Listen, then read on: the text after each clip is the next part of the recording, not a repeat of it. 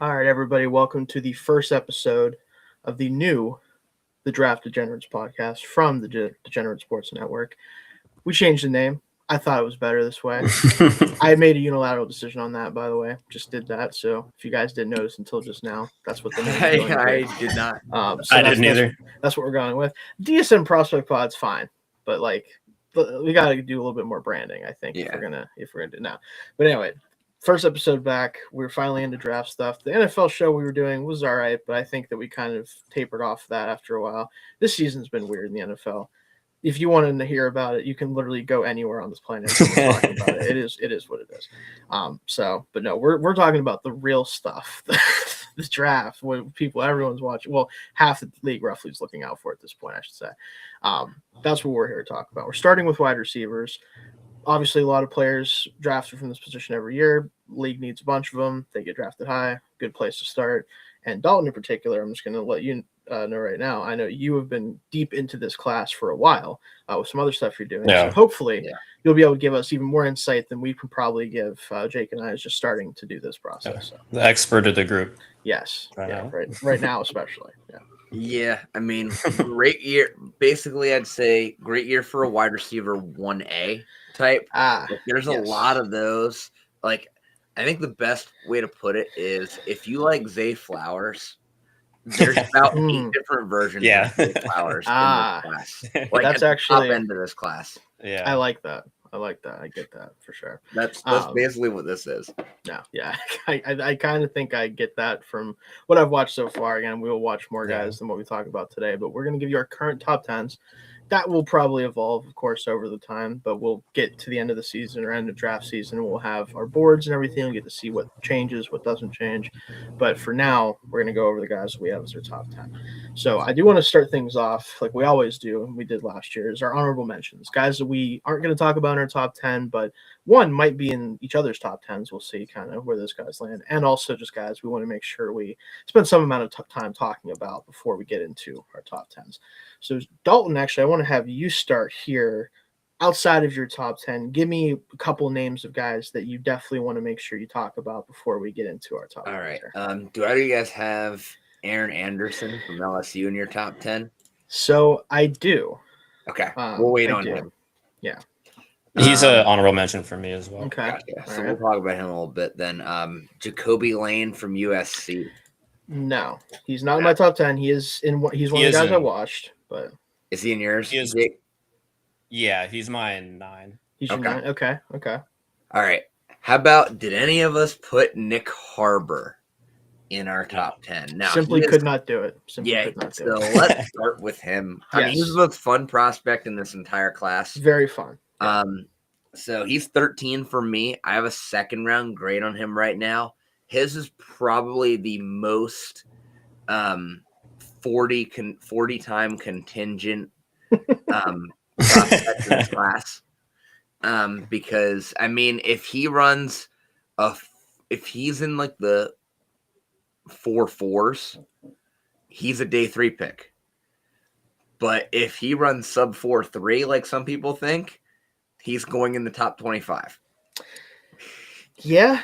I mean, historically speaking, yes. I mean, when you look at his size profile, 6'5", 235, probably going to at least run somewhere in the 4.3s, if not like 4.4 flat. Like, there's really only 3 guys that are around his physical profile. You've got Megatron. Now, he's a little bit different because obviously Calvin Johnson was a pretty polished receiver coming out. Yeah. But then you got DK, which is the comp that a lot of people like to make for Harbor. But then on the other end of the spectrum, there's also Chase Claypool. The old Chase Claypool comp. You love that. Yeah. But that's the thing. Like, I think that's really the spectrum for Harbor is it DK Metcalf? Is it Chase Claypool? Or where in between on that wide spectrum is he? It's tricky because, I mean, the thing is, he's still so raw. I mean, like, he doesn't play fast. And he is just so linear, and he doesn't really create, for as fast as he is, he doesn't create much separation. He's not, and it's because he's still learning how to play football. And part of it is too, like, the production, I think, hasn't been there because your best route can't be a go ball in an offense that has probably the worst offensive line in the entire SEC. That's kind of a big issue. But like at the end of the day, I think scouts are going to look at the fact that he keeps making improvement, and he's only recently started focusing on football. Was a track guy for a while, and he's only 20 years old, so definitely a candidate to come back for another year. We'll see, but I mean, the thing is, you put him on an NFL field right now, teams still, even if he does nothing, a team still has to shade a safety to him on every single play because of how fast he is. It's just dumb. Yeah, I mean, it's kind of hard to deny any of that. I think for a player like this, I think it's best. Like, I won't do this for every player because it's kind of just not necessary. But my notes on him, watching him, going to be one of the hardest evaluations of the class, in my opinion, just at any position, because there's so much to maybe dream about and so much to be like, I don't know if that's an actual NFL player. So there's that. The physical tools are as rare as it gets with elite size and speed. Uses his frame well in the blocking game, I think, when he tries. Like, I think he does block well for a player like that is still raw as a football player. Enough foot speed to run effective short and intermediate routes, but he labors out of his breaks. He is big. Like, it is just kind of part of it. Like, the same thing with DK, where he's not very sharp as a route runner, but he is explosive. Not a natural receiver. That's a part of the problem for me. I don't think he's very comfortable catching the football a lot of the time. And that kind of makes it really tough for me to think that he's going to develop into a true, like, down-to-down threat. But the potential to be a deep threat specialist is certainly there. Like, if nothing else, he could be that type of guy. That will get him drafted probably earlier than his tape should get him drafted, if nothing else. The other thing is, I don't think he really has the flexibility to adjust the ball well in the air, similar to DK, where they're just not very good at contorting their body and kind of moving in space because of that frame. And again, it just limits his upside to a certain degree for me. It just depends on, again, like how much more can he develop in a short period of time. So the NFL will draft him high, I think, like you said, Dalton, but how long will they allow him to develop for? That's kind of a question with him, I think. Yeah. Absolutely. Yeah, he definitely was one of the more fun players to watch. He didn't crack the top 10 for me, but I do really, really like his game. He's just, as you said, Dalton, he's just so raw. But I mean, his physical profile is crazy. He's not, he tracks the ball well. One of the things I liked probably the most watching him was just him running after the catch, because he runs so angry, like he just wants to run people over, and I like that.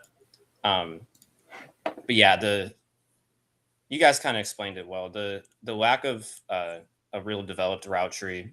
It's one of those things where I think that's something that he can develop, but kind of as Shane said, it's how long our team's going to allow him to develop that. I mean, these players are just always so fascinating to me because he's newer to football than most, obviously.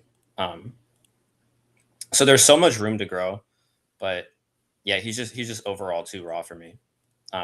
And I did want to mention, I think Shane brought it up, but the concentration drops were another big thing for me to keep him out. Not a natural catcher of the ball. Yeah. And that's another thing when you're new kind of to the sport, or newer than most. It's just, he doesn't have that like lifelong experience of like playing receiver and doing all that. So it's a little hard for me to trust how well that part of his game is going to develop, but he is a very fun player. Yeah, I think from what I saw, I think the drop rate is at least going down, which is nice. It is, but I think it's still over 10%, if I'm not mistaken. It's right not now good. on not many touches either. No. So that's kind of the thing too, is it's not just like, he's getting a ton of targets, but he's just dropping some of them. It's like, no, he's not getting targeted a ton, and he's also dropping them at a pretty high rate when he is getting targeted. So yeah, it's tough, but again, the physical profile is too much to not get drafted probably pretty early, as long as he doesn't look completely worthless in the draft process if he comes out. But that's kind of unfortunately possible with him because of how raw he really is. Like I gave him just strictly on the film. I don't think he's an NFL player currently right now, just on film alone. I think that he's a player that you can draft on early day 3 based on the film and just hope that he can develop. but he's going to be drafted higher than that almost certainly if he comes out. Yeah. So that's just, again, that's me saying like I would want to draft him there as a developmental project, but he will go at least a round or two earlier than that, most likely. So where do you have him, Jake? Let me check. He was 12 for me. Like, what do you have a round grade on him? I didn't watch him quite as much as the others, so I wouldn't have a firm, but I would probably be somewhere around the same thought as Shane. Yeah, that's where I'd like to draft him if I'm going to take the chance. That doesn't mean that's where he's going to go, obviously, or even where I would necessarily project him. That's where I'd feel very comfortable just saying, like, all right, we'll see. Worst case scenario, maybe he can be an edge rusher. That's what he looks like kind of sometimes anyway, so we'll see. That's actually really fair. Yeah, so maybe I think I think honestly the best thing he has going for him is being 20. Yes. Like that is young. He has nice to be able to say that. Yeah. That's why again, like maybe just don't come out. But also like going back to South Carolina, even if Sellers stays there, like I don't know if it's gonna get better next year. No, there's no way that offensive line is gonna be even an average SEC offensive. They better hit that portal real damn hard, is all I'm saying, if they're gonna stick around. Yeah. But no. One guy I wanted to make sure we talk about because you brought him up to me, Dalton. I didn't watch enough of him on actual film of him, all 22, to feel comfortable putting him in my top even 15 that I have right now. But he's a player that I'm very intrigued by, and I want to know where you guys are on him if you did get to watch him. I know you did. Ted Hurst, wide receiver from Georgia State. Technically, he's 16 for me, but only because I have him outside of the actual list because, again, I don't feel comfortable putting an actual grade on him right now. But I know you brought him up to me, Dalton. Is he in your top 10? If he is, how do you feel about him? Yeah, he's 10 for me. 10. Right okay. Now. So he's 10. We'll talk about him then. Jake, did you have him in your list? Were you able to watch him at all? He wasn't. I didn't watch a ton of him. I watched a little bit, but yeah, gotcha. So you're kind of in the same boat as me. Like I'm intrigued with him, but I don't know what to really do with him. So we'll let Dalton talk about him when we start our top 10. Any other names you guys want to throw out? Just a couple that I can toss out there, but I think some of them might be in your top 10. So we'll see. Jake, you have anybody you want to shout out in particular here? Do you guys have Malachi Fields in your top 10? He's not in mine. He is 13th for me of the 15 I graded. He is 20 for me. Yeah, and again, I saw him watch a lot more than we have, so that makes sense that he might be down there. I mean, I have a late third on him though. Yeah, he's a good player, I think. Yeah, I have the same. He if I watched more of the class, he probably would be down there, but I still really liked him. I think he's super versatile in terms of like his size. He moves well for his size. A lot of explosive plays. Kind of the things that kept him down were I wasn't that thrilled with his like top end speed. He's pretty agile and he gets a lot of explosive plays off that, but he's not one of the fastest receivers. And so that kind of worries me about him being like a consistent deep threat at the next level. He moves well for his size, but I think his route running could be a little bit more detailed. I think that's another thing that I'll have to work on. But he's very difficult to tackle in the open field. I wasn't thrilled with his speed, but I do think he's pretty quick, especially in the open field. Very hard to bring down there. And I love watching him in contested catches, but yeah, I definitely watched less players than Dalton, so he might be, for now, he's an honorable mention. He might be a little lower once I watch more of the class, but I did like watching him. Yeah, I love the size speed. Like the speed is good enough for how big he is, 6'4", 28, definitely, and like he just bullies corners all around the field, and also like, well, he is like a physical bully. He's also a smart football player, converted quarterback. And I mean, that shows up a lot on the tape, like, especially in like scramble situations, has a really good understanding of that stuff. Good understanding of leverage. The issues are he's been playing FBS football for 5 years at wide receiver and still struggles with pretty much all the wide receiver things. Winning on the release, route running, gaining separation, tracking the ball, and it's just like, is he going to actually like turn this into a good NFL career? It's like, how high is the ceiling on him is kind of my worry. I think he might only ever be a good like middle to back end of your receiver group type of guy. That's kind of the tricky part for me. It's like almost funny. like a Gabe Davis role. It's funny with him because I had him 13th, like I said, of the guys that I watched.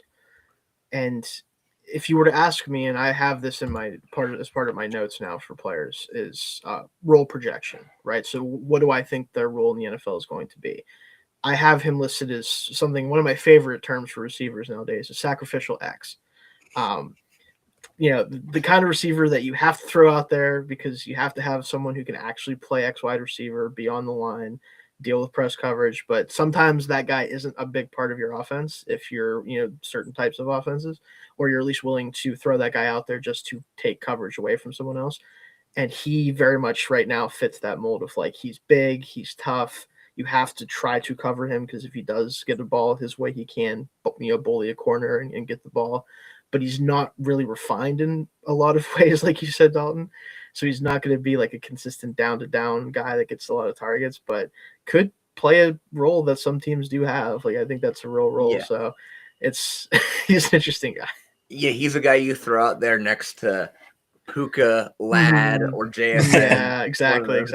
Yep, yeah, 100%. He will be some team's Trey Harris. Right, that type of thing. Now, I think Trey Harris a little better, but still a little better, for sure. But the same idea of like he's not going to get a ton of looks probably early. Trey Harris is mostly there to keep Ladd McConkey from getting doubled. Yeah, precisely. Yeah, it's a lot of that type of stuff. Which hey, it's if you can do it. Yeah. It's good money if you can get it. Yeah. So that's definitely kind of my thoughts on him. Like I said, the other guys I have in this area I think either might appear on your top 10 lists, or if they don't, we can get to them at different points. So if we're ready, I know that you Dalton said that your number 10, I think it was you said, who is your number 10? My 10 is Ted Hurst. Yes, I want to start here with you then because I want to hear your thoughts on him. A couple honorable mentions that I do want to throw out if you guys. Oh yeah, sure. The TCU guys. Do you guys have either? Of I did not get to watch the TCU guys now. So. I didn't either. Dwyer, McAllister, definitely worth watching. I have Dwyer at 14 and Eric McAllister at 15. Yeah, definitely worth a watch. Dwyer is got a lot of potential, a lot of size limitations. McAllister's kind of the opposite. Gotcha. Big prototypical size, but probably kind of is what he is at this point. But yeah, so we can get. So you want me to start with 10 then? Yeah, I want you to give me your 10, which I know is Hurst, because I want to hear what you have to say about him, because I didn't get to watch enough of him to actually rank him here. So Ted Hurst, first thing that really jumps off the screen is like how refined he is. For like typically when you see these G5 guys come out, they're just bigger and faster than everybody, and they just win because of their physical profile. But, I mean, he obviously has long speed's great, but he's really creative on his releases, really does mix up his ways he gets free in the line of scrimmage. And the biggest thing that jumps out at me, he might have some of the best late hands in this class. I mean, it really flashes, and it's just really impressive. And also just a hands catcher in general, I think is probably the biggest thing for me. It just really, really does do all those little things really well. I think the issues are skinny, 6'3", 185, limited experience against high-level competition. Those are kind of the two main concerns, but I mean, you watch it. I mean, at 6'3" and his speed and all the little things he does well, like you can just watch that guy on tape and just know like that's a high-level NFL wide receiver. Gotcha. Yeah, I have an early second grade on him. He's like one of my last few that didn't get a first round grade, and it's mostly because of competition. I think that's kind of the vibe that I got from what I've been able to see from him is kind of what you described, and it's why like I didn't want to rank him because I don't feel good about placing him over any of the guys that I've watched more tape of, frankly. Yeah. But if I'm able to get to a point where I can watch enough of him, I wouldn't be shocked for him to end up in my top 10 somewhere for sure. Like it's the type of archetype that I think I would really like if I can see enough of him. So needs put on weight. That's probably the only. I know he's lanky. Yeah. I can tell pretty quickly watching him that he's definitely got a little not a lot of sand in the pants. Like, put that you need a sandwich, buddy. Yeah, you need a couple. start just absolutely cramming Uncrustables like tomorrow. Just start doing it. Easy. Toss them on the fridge. Let them just start hammering those before the combine. Like that's probably what you got to do. Yeah, that's really like my main concern with him too, because his release off the line is really good, but he's not doing that against like top college competition. So that combined with the fact that he's a bit wiry, it makes me a little worried for that at the NFL level against like more physical press corners. But he's a guy I watched a little bit of. Not as much as some of the other guys I have in my top 10. But he is really fun. He does literally everything well when it comes to contested catches. Like he tracks the ball perfectly. The late hands. I think I had a stat somewhere if I can find it. I think he caught like almost 60% of the contested catches that went his way, which is just it's like he's unstoppable there. And for his height too, he really does. Like the long speed is good, obviously, but he really does accelerate quickly. Like especially, I know there are a few times like I'd see him catch a slant over the middle and then just turn on the jets. Then he's right past the safety. So he definitely is a fun guy to watch. I'm gonna for sure have to watch more of him. He's gonna be an interesting guy to look at moving forward here. So, all right, let's go to you then, Jake. Who's your number 10 guy for you? So my number 10 is Ian Strong. Okay, so he's someone I didn't watch because I'm not sure about whether or not he's going to be in this class, frankly. He's a true junior, so fair. I know people like him, but again, I haven't seen him, so definitely, if neither of us have watched him, Dalton, right, then definitely want to let Jake kind of just give us the blowdown, essentially, here on Ian Strong. Yeah, he's kind of like he's very raw, but he's another guy who's very good attacking the football. He always times himself well on those contested catches. He's patient. He has very strong hands. I think talking about contested catch rate, I want to say there was some point during the season when he had caught like 65% of the contested balls that came his way, which is just insane. I mean, he has super strong hands in the air. His quickness isn't that crazy, but for his size, it's pretty good. He plays strong at the catch point, and after the catch, he's hard to bring down. And his frame is ideal for being a receiver. It's a real advantage. I'll have to see how it translates to the NFL, but in college at least, his frame allows him to kind of like box out smaller corners pretty easily and stuff, which is part of the reason he's so good in those contested catches. He has decent long speed, but his acceleration off the line isn't that impressive. It takes him some time to get up to top speed. So that was one of my concerns. He has flashes of being a really good route runner, but it's more inconsistent. He's just not as sharp as he needs to be at all times. And I don't really know how to explain it, but he just always, there's never like a ton of separation between him and a defender when watching him. Like there's always, part of the reason he's winning so many contested catches is because he's not really creating as much separation. Partly because he doesn't really burst off the ball that well. So even on those longer routes, he's usually got a defender on him and he has to make a contested catch. So I would like to see him be more able to get open on his own so he's not so reliant on those contested catches because they won't happen as often in the NFL. But so yeah, there's a lot for him to work on. He's very raw, but I think the potential I think he has was enough for me to get him into my top 10.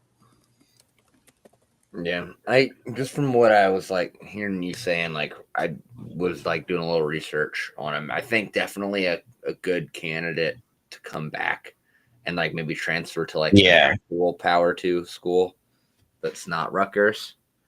Yeah. No offense, Rutgers, but you know, like maybe go play somewhere. I mean, then again, has pretty. I mean, well, yeah, because he's Rutgers gonna have a new quarterback next year too, right? I believe so, because good old Ethan Kaliak-Manis, who I'm going to be watching at some point for the Yeah, quarterbacks, absolutely. did a pretty good job this year. Honestly, he's a pretty Yeah. good player. So I think that he got good quarterback play, but you can't guarantee that at Rutgers ever. So might Yeah. want to snoop around for some other potential options there. So Yeah. we'll see. And also just be somewhere that has other like NFL caliber receivers, so you don't get bracketed on every single play. That would probably help a little bit. He got a lot of double coverage. Yeah. All right. So, and then for my top or my 10th here, this is where things will get a little bit interesting because I don't know. Actually, I think I do know where you have this player, Dalton, because I think if I'm not mistaken, you're lower on this player than I am, even though I thought I was a little bit low. And he does get a little bit of an injury designation thing here for sure. That hurts him a little bit. But Chris Bell out of Louisville is my number 10 wide receiver. He's very interesting.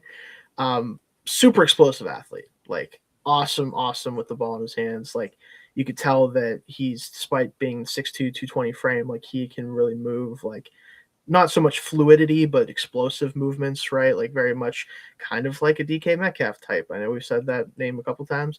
They use him a whole lot like the Steelers use him too at Louisville. Like he was very much crossing route, like get on a train and just run away from guys, catch the ball, make havoc afterwards, like that type of player.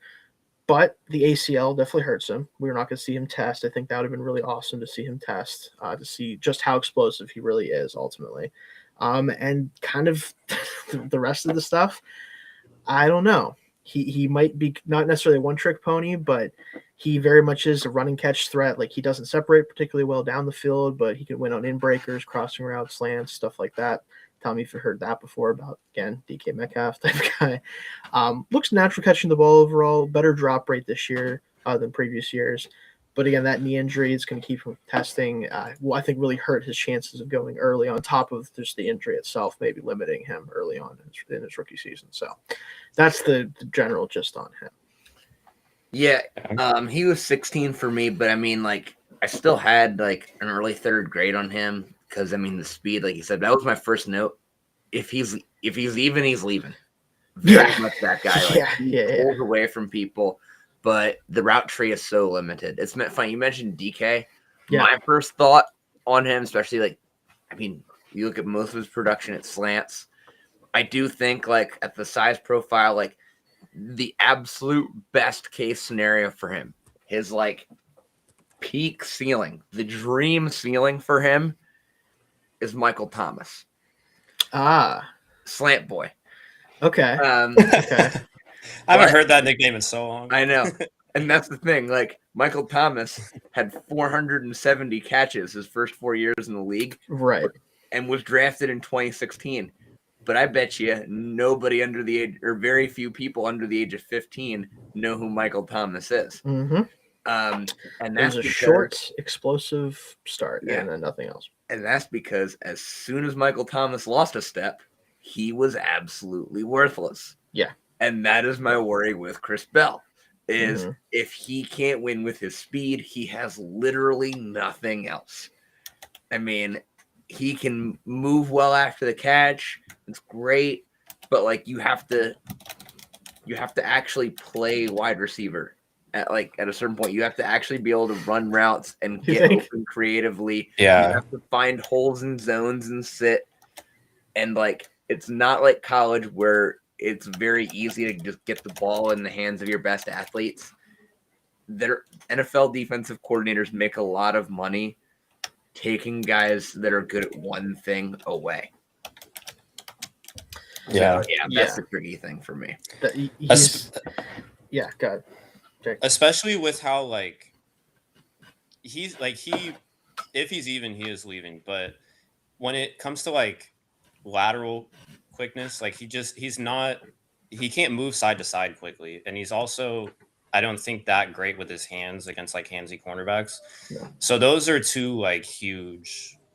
That was what I think I had him at 13, but that was what kept him out for me. Those are just two big like red flags for me because he's terrific on like in breaking routes, but if it's press coverage, like, and it's a physical handsy cornerback, like I just don't trust that he's gonna be able to get off the ball. You know where he needs to go? Niners need to draft him. Just send him to the Niners. He'll just be Deebo Samuel. That's what will happen. Here's the thing about Deebo, and that this is kind of the thing that bothers me about Bell, and he's part of a big trend in this class.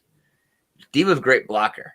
So you can line him up in the slot and have him block. Yeah. Chris Bell, like a lot of guys in this class, project as probably more of a slot guy in the NFL, like even like a big slot, probably, but can't block. And you can't play slot in the NFL and not block. You kind of have to. And the thing is, like with that, like I get it, I really do, and I found that also with a lot of the guys I watched. But he has the size profile to do it. I feel like it's just an effort thing. And if you're a guy coming off an ACL and you're going to get drafted lower than you probably are going to get drafted, and you want to make a team, I like to believe that he will at least put in the effort required.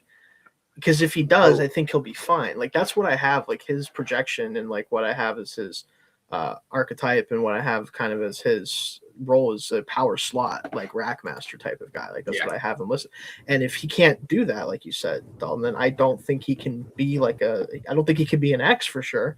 Like at least not right now. Nothing lends me to believe that. And I don't think he's really going to do any better as, even off the line of scrimmage as a Z. Like I guess in some alignments, it's fine, but like it's just maybe running back. Hey, maybe. Why not? Niners would probably do something like that too. Honestly, it'd be kind of funny. Yeah. But no. So that's our top 10 here. I know. I don't think I said my ninth guy that he was my ninth guy, but he was mentioned. I'll start with this. Aaron Anderson from LSU is my number 9 guy. He's certainly fun. Obviously, the production this year not as good because LSU not so good in the passing game. Rip Garrett Nussmeier, who I'm sure we will talk about at some point once we get to quarterbacks. But no, he is my number 9 player. Smaller guy, 5'8", 188 listed. We'll see what he actually is. I don't know if he declared or if he has. I didn't check that. I haven't heard anything with that. But I'm assuming he's going to. I don't think he has yet, but I imagine he would. Yeah, I think he'll probably just bite the bullet and come out. But he was a fun watch for sure. I have him listed in my archetype as explosive slot, obviously, like 5'8", 188, that type of guy. I kind of liken him to like a DeMario Douglas type, the Patriots.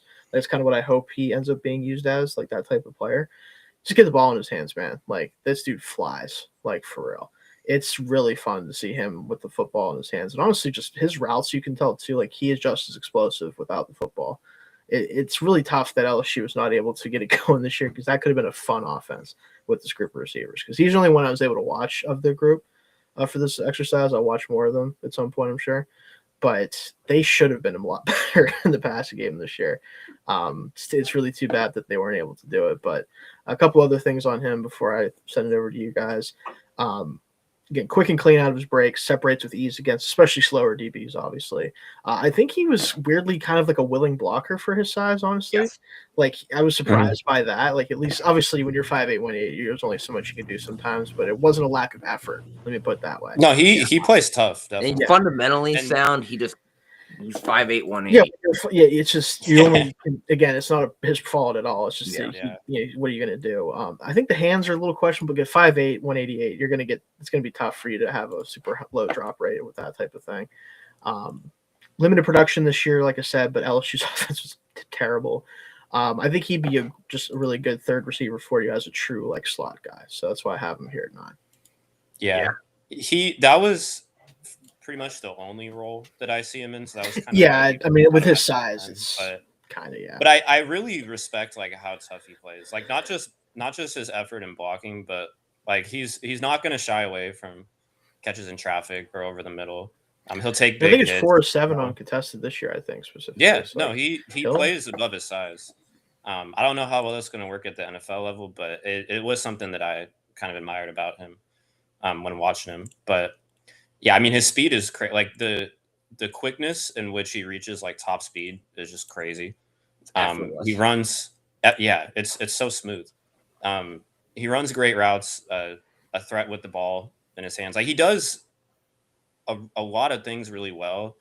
It's just like the only other note that I had for him is a negative beside his like being role specific was just I did notice a few like drops, but they were like more focused drops than like I know he can make the catches. I've seen him make contested catches. Yeah. But sometimes he'll take his eye off the ball. But those are little things. Really his just role, like I just don't know how much it's gonna be more than just being like a slot receiver in the NFL. So that was why he was lower for me, but I did really like him. Yeah, he's 11 for me. And you kind of touched on this a little bit, Shane. Aaron Anderson is the president of the Garrett Nussmeier ruined my draft stock club. Oh, dude. Just a couple games I thought. I'm like, what is happening here? His production should have been so much more. Like I'm sure you saw it. Like he has a great release because he's really good on the release, and his speed. He gets wide ass open, and it looks like in the progression he should naturally get the ball. And Garrett Nussmeier just does something else, whether it's just run around and get sacked, throw the ball into the stands, check down. I don't know. Garrett Nussmeier is so horribly bad, and Anderson is just one of several guys in this class that have really kind of had their lives screwed up a little bit by having to play with Garrett Nussmeier. And like, I'm not even exaggerating. Like Anderson's an early second grade for me. If he played, there are a lot of offenses in which, like, if he was at Ole Miss this year, he'd probably be a first round pick. I mean, even at 5'8", 188, I mean, it does limit your role, but he's also got so much explosive capability. Like he's going to be a problem in the return game. Mm-hmm. Like I think he would have still gone in the first round if he got to actually play somewhere where he could routinely have explosive plays. Right. That's why I have him 9th, because like I agree with you, Jake. Like the role specificness of it kind of throws me off. Yeah. Just this class is full. So far, at least the guys I've watched are full of so many like bigger bodied, like good players, but guys that aren't super explosive, aren't going to give you a ton either after the catch or as deep balls. He at least gives you some explosiveness in a way that like a lot of the guys just don't give you. And I think he has a nice change of pace compared to, for sure. Like certain teams just are going to value that, right? Because they might have the guys that are like wide receiver 12 through whatever it's going to end up being, right? Like that's kind of what I think is part of it for me. Like it's just helpful to have a player like this, frankly. Also, maybe I'm a little bit jaded that like the Steelers won't use Calvin Austin that way, or Roman Wilson, or anyone. Actually, just it's Adam Thielen and freaking MVS instead. But maybe that's just me being jaded. I don't know. MVS. Whatever. Yeah. Hey, touchdown. What are we gonna do? Anyway. And then I was not expecting the MVS mention on the show. Well, listen. Hey, he had a touchdown last week. I forgot to mention him. Playing in You have to mention him. Meaningful snaps. Yeah, well, you can call Steelers' it. career is one target, one reception. Or no, he has like 2 targets. I think he has like 2 targets. One on a busted coverage for a touchdown against the Dolphins. Elite MVS that way. The only surprises wasn't 50 yards out because it's the only time he gets the ball for some reason. But so Dalton, I think you mentioned your number 9 earlier, but I don't remember if we talked about it. I don't think I mentioned him yet, but my number 9 is one of my sneaky favorite like players in this wide receiver class, Cooper Barkate from Duke. Okay, I didn't get to watch Cooper Barkate. Oh man, I'm interested to see. Yeah, I didn't either. His film is a treat. Okay, excellent route running, dominates contested catches, and really varies his releases. Smart. The cool thing is he's an FCS transfer who was at Harvard previously. But what's crazy is you look at his Harvard numbers to going to Duke, and the production hasn't changed at all. And like he pretty much immediately became Duke's number 1, and like was pretty routinely starting to get bracketed towards the end. and he's extremely productive in big games too for them. And the quickness is good. Alignment versatility, like you can really move him around a lot because he's so smart and savvy with his route running. Like you can pretty much throw him anywhere. The only downsides are average physical traits in terms of strength, long speed, and he's going to be 24 as a rookie. So the ceiling might be kind of tapped out. He might never be more than like a good wide receiver 2, or maybe a low, like maybe a 1A type at best. But like the thing is, the man is gonna, no matter where he goes, he is gonna be a 50 to 60 catch guy a year minimum in the NFL for a while because he just gets open. And yeah, I haven't really second round grade on him just because the production's just been so solid. Yeah. Well, all right. Yeah, I'm definitely gonna have to check him out because again, I didn't get a chance to get to him. I did. I did watch him when he was at Harvard in the FCS. Like I saw. Of course, Jake watched him. Of course, Jake watched him. If you watched the betting show, you know Jake watched this man. Yeah. Sorry. The FCS warrior. Yeah, the FCS warrior. Yeah, I haven't really watched him since he went to Duke, but I did like him at Harvard, so I'm excited to dive into his film. Yeah, definitely worth it. And I think like there's like actual film of him available, which is nice. I'll have to check for that. I just didn't get a chance to get to him. Yeah. I was curious real quick because I want to see where is he on mock draft database even? I don't know. Mock draft database has been kind of behind. Yeah. I don't see him, so maybe they just haven't updated it with his information yet. But yeah, I didn't see him when I was looking for. So you mentioned him to me. I just didn't get a chance to get to him. But anyway, Jake, I think we haven't gotten to your 9 yet, or did you mention him already? No, I haven't. Okay, you're up then. My 9 is Jacoby Lane. Okay, all right, we can have the Jacoby Lane conversation. Where'd you have him again? He was 12 for me. Okay, so he's 14 okay, that's for not me. Too different. So we're not too different. Jacoby Lane is okay. He's interesting, man. Jake, obviously you started off with you being the high man on him, but I'm curious what you have to say here. Well, another guy in this class who's really good in contested catches.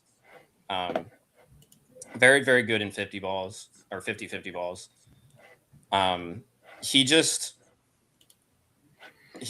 has like a sense of when to time everything, like from his hands to jumping to high pointing the ball, all that stuff. He's very smart. I really like.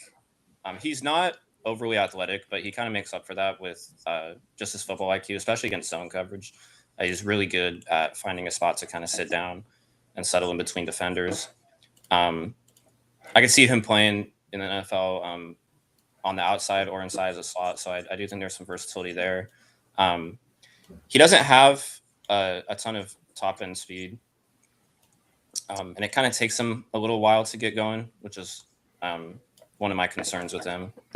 And he's another one of the guys that has kind of like a wiry frame a little bit, and he's not great with his hands. And I feel like I noticed a couple of guys like that in this class where, you know, especially because he doesn't accelerate especially quickly, and he doesn't have like terrific top end speed. So if you're gonna have those, if you can't do those things and you let defenders get their hands on you in press coverage, it just makes it hard to kind of separate down the field, which was something that he struggles with, and that's kind of why he was having so many contested catches.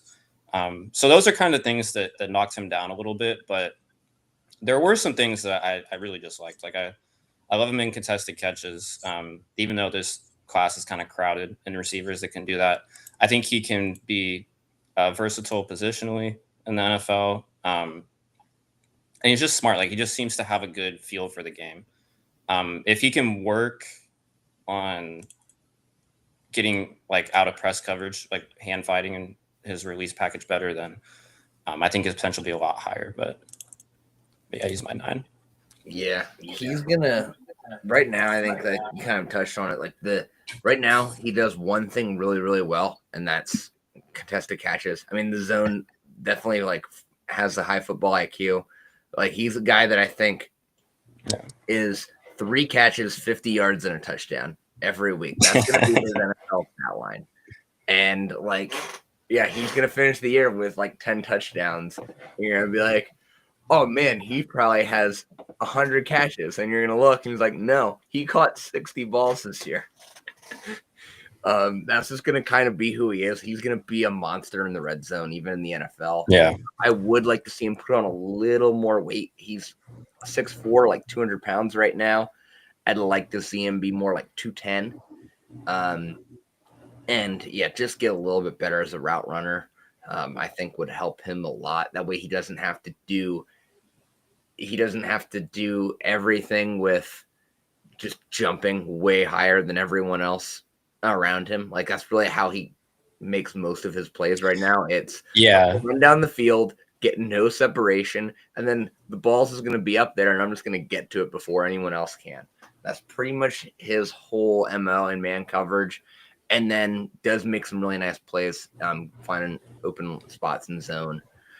So there is that. I have a 2nd-round grade on him, just because just not really sure how high the ceiling is on him at the next level. Yeah, that's fair. I definitely don't think his ceiling is like especially high, just until because it's like kind of like you said, he's so good in those contested catches, but there's a reason that's the majority of his looks, and the reason like for that is he's not great with his hands. He doesn't create a lot of separation in his routes. He's not like quick off the line of scrimmage. So until those like all start to improve, it's kind of hard for me to be that encouraged about his ceiling. But I do think he does enough things well that he can be like a quick contributor. Absolutely. For me, ultimately, again, I had him 14th out of the 15 guys that I watched. I just didn't see someone who I think can reliably separate from NFL defensive backs.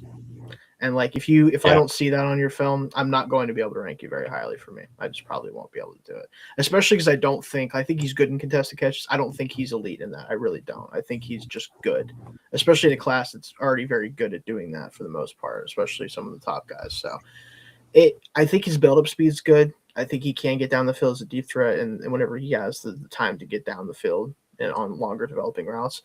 But it just feels like when he's not running a deep route or he's not stopping in the middle of a route and zone coverage like you guys talked about, which is a good skill to have, obviously.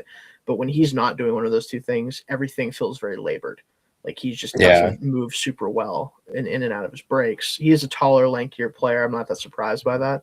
But it just again limits his role, I think, a little bit to some degree. So he's an interesting one. I'm curious how he looks in the pre-draft process because obviously he did declare when he didn't have to. I might have gone back to school without Mekhi Lemon there to be like the main target guy. So we'll see if that works out for him. But certainly an interesting player to kind of watch as the draft process rolls through. Let's get to number 8 for all of us. Jake, why don't you start off number 8 then, actually? So my number 8, I know this is a little bit or quite a bit higher than Dalton has. Okay. But, I have Jeremy Bernard. Same. I also have him number 8. Oh, really? Okay. Yes, I also have him number 8. I knew that Dalton wouldn't like him as much as I already knew. I knew he wouldn't like him as much as I do. I'm a sucker for this type of player, and it's funny who I have. Like it's kind of a comp for him. But I want you to start then, Jake. So. Yeah, he's just like a middle of the field demon. Like he's strong. He plays strong. He runs very good routes. Like his cuts in and out of his breaks are so good. He understands like his pacing and speed control. Like he's very good at slowing down into his breaks and then bursting out of them. That was one of the things I loved. He's another guy who he's smart against zone coverage. He knows how to find like the soft spot. Positional flexibility. He can work in highly congested areas. Catching in traffic isn't a big concern for him. I do understand the concerns with him that Dalton may have. His long speed is an elite, which kind of forces him to win at the line of scrimmage. I don't really know how to explain this because he's good at the catch point, but I feel like when I was watching him, he didn't come down with as many contested balls as I kind of would have expected. And when it comes to like making plays after the catch, it's more him getting yards after the catch is more physical than it is agile. Like he's not quite that. It just kind of worries me about the NFL because it's going to be more physical at that level, and I don't know if you can get by as much on physicality there. And then the last thing I had for him was just his wingspan isn't quite that great, which kind of hurts him in contested catches. But and that's part of it. Yeah, I think so. So I understand the concerns that you'd have with a player like him, but I mean, I don't know. He's the type of receiver that I like. So maybe there's a little bit of bias there, but yeah, I have him at 8. I fear that might be happening with me a little bit too, and I want to let Dalton go last year because I want him to basically rain on our parade after we talk about Jordan Bernard here. But he reminds me in a lot of ways of a former Raider who's now a Jaguar who just got paid today. I think you could use him in a similar way to Jacoby Myers, where Jacoby Myers not the best vertical athlete. I don't think he has ever been a guy that I would say runs particularly fast, but does pretty much everything else pretty good as a receiver, in my opinion. It's kind of where I'm at with Bernard. I think the after the catch stuff, I think he's a little bit more creative than maybe people give him credit for. There's some plays on his film where you're like, okay. Made a couple of people miss and was able to. He's definitely more of like a toughness, power guy after the catch, but got more quickness than definitely quicker than fast type of guy, right? That's I know that's kind of like a cliche, but it is the case with him. Like he's definitely better laterally than he is moving forward, when put it that way. But just a fun player. I think he's going to be really useful as a number 3 outside receiver type, like maybe the third target getter in an offense or someone. I think he'll be very good in that type of role. Yeah, I don't think we're that far off on him. He's 17 for me, but I think that's just with where I have some other guys ahead of him. But like, we're for a round grade, I have early third. Where are you guys at on your? I have him actually. I have him. Let me put it here, midday 2. So we're actually pretty similar. So yeah, we're not far off in terms of the round. And you've watched about umpteen more receivers than me, so I might end up closer to. There's more inflation on Dalton's list. There's just blame the inflation. And I mean, I agree with a lot of what you guys said. Like, I do like a lot of like the way he stems his routes, the after the catch stuff. I think ultimately my concerns are average speed / quickness. And just the note I wrote that I think really so because you mentioned Jacoby Myers, I think Myers does have like more alpha energy, if that makes sense. Like you could argue that for sure. He's the number 1, or at least a 1A in the NFL. Jordan Bernard just gives off role player vibes. I can't help. I just can't stop watching him and just be like, he's like, he could just go like, he'd be on like some team with good receivers and be like a really good number 3. Like you throw him on like the Cowboys or something like that. Oh yeah, they could do someone like that. Yeah, like he just kind of just runs around and makes plays because the defense is busy covering everybody else. But like if he were your number 1 receiver, he would not do much. Oh yeah, for sure. Because the traits just aren't there. Yeah, and I think he tops out as a maybe like a low end 2, but more like a really good 3 is what I kind of. That's kind of why I just can't have him too high. Like I just think like that's fair. He is a guy he'll catch 40 to 60 balls a year, I think, in a high volume offense. And I think he'd be a little bit more value. He'd have a lot more value, I think, where the league was at 5-10 years ago. Maybe. Where like a number 3 has a lot of value, but now it's tougher when we're seeing so much more like 11 and 12 personnel. We're seeing a lot more 6 offensive linemen. Like it's just the league might be moving away from guys that thrive in offenses that throw the ball 50 times a game. That's fair. Yeah, I could definitely see that. And then I don't think we just did your number 8 too then, right? No, So we hit both your number 8. Gotcha. Okay. My number 8 is actually the vice president of the Garrett Nussmeier ruined CJ Daniels from Miami. Okay. So Garrett Nussmeier is so bad that CJ Daniels had to come back to college for a 6th year and transfer to Miami and play with Carson Beck in order to save his draft stock, because he couldn't do anything last year with Garrett Nussmeier as his quarterback. That's kind of the issue with Garrett. But I mean, since being at Miami, tape's phenomenal. Smart route runner, really good instincts for various releases, super explosive. I'm really excited to see him play against bigger competition in the playoff here. But the biggest note I think I wrote was maximizes every inch of his catch radius. I think that's the biggest thing. And I'll tell you what, I think a lot of it was playing with Nussmeier, but in general, he's taken advantage of this 6th year a lot. You watch his tape from last year to this year, he's just gotten a lot better at the position. So he's really changed my mind on 6th year seniors that have bounced around, the 5th and 6th year guys that have bounced around the portal a bunch. Because typically, I mean, I used to write these guys off a lot, but I think with him, you're getting somebody that's going to immediately step on an NFL field and be at least a high-end wide receiver too. I have an early 2nd round grade on him, mostly because he's a 6th year senior. If he were 21 or 22, he'd be a 1st round pick.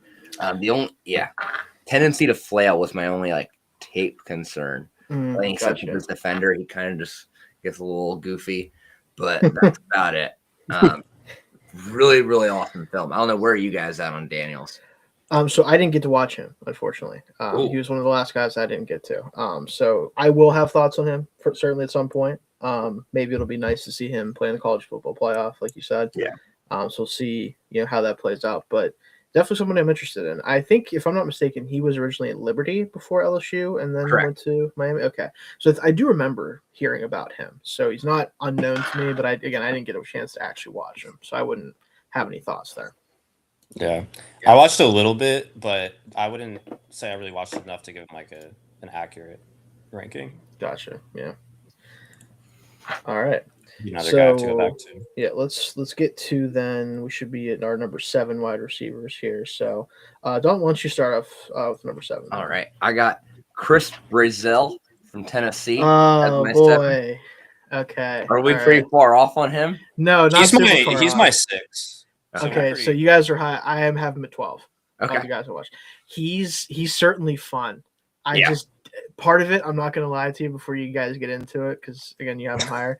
Part of it is the Tennessee thing a little bit for me. I do have a natural bias a little bit against that, but I will admit I do like more about his game than I did any of the Tennessee receivers in recent years, other than maybe the one that Cedric Tillman that went to the Browns. I liked him a good bit, but he was not the deep threat type that the Hyatts and stuff were. But yeah, you guys definitely start with him though. Yeah, it's funny you mentioned that you're low on him. I feel like I'm middle of the pack on him. I mean, the circles that I've been running it, the draft circles I've been running in over the last couple of months, there are guys that I'll tell you have him, I believe, as their wide receiver 3. I think I've seen him as high as that. There are people that love Chris Brazil. I mean, I do kind of get it. It's just also I don't know, man. But yeah, go ahead. Yeah, so he's my he's my highest ranked day 2 guy. Okay. I mean 6'5", and tremendous speed for 6'5". Stems his routes really well. And I'll tell you what, for his size, he moves well after the catch. Too. Yeah. It's surprising. Kind of similar to Trey Harris last year. In that way, just this big guy that on paper looks like a pure deep threat, but can do a lot of other stuff too. I think he kind of is even a little bit better version of Harris. Only thing is he's a little skinny. The lankiness is apparent. Yeah. Gets bumped off his routes pretty easily and has no interest in blocking. Do you want to talk about not interested? Some of the snaps with him, I'm like, all right, man. Just ask to come off the field. There's some run plays where it might as well just be like 10 on 11.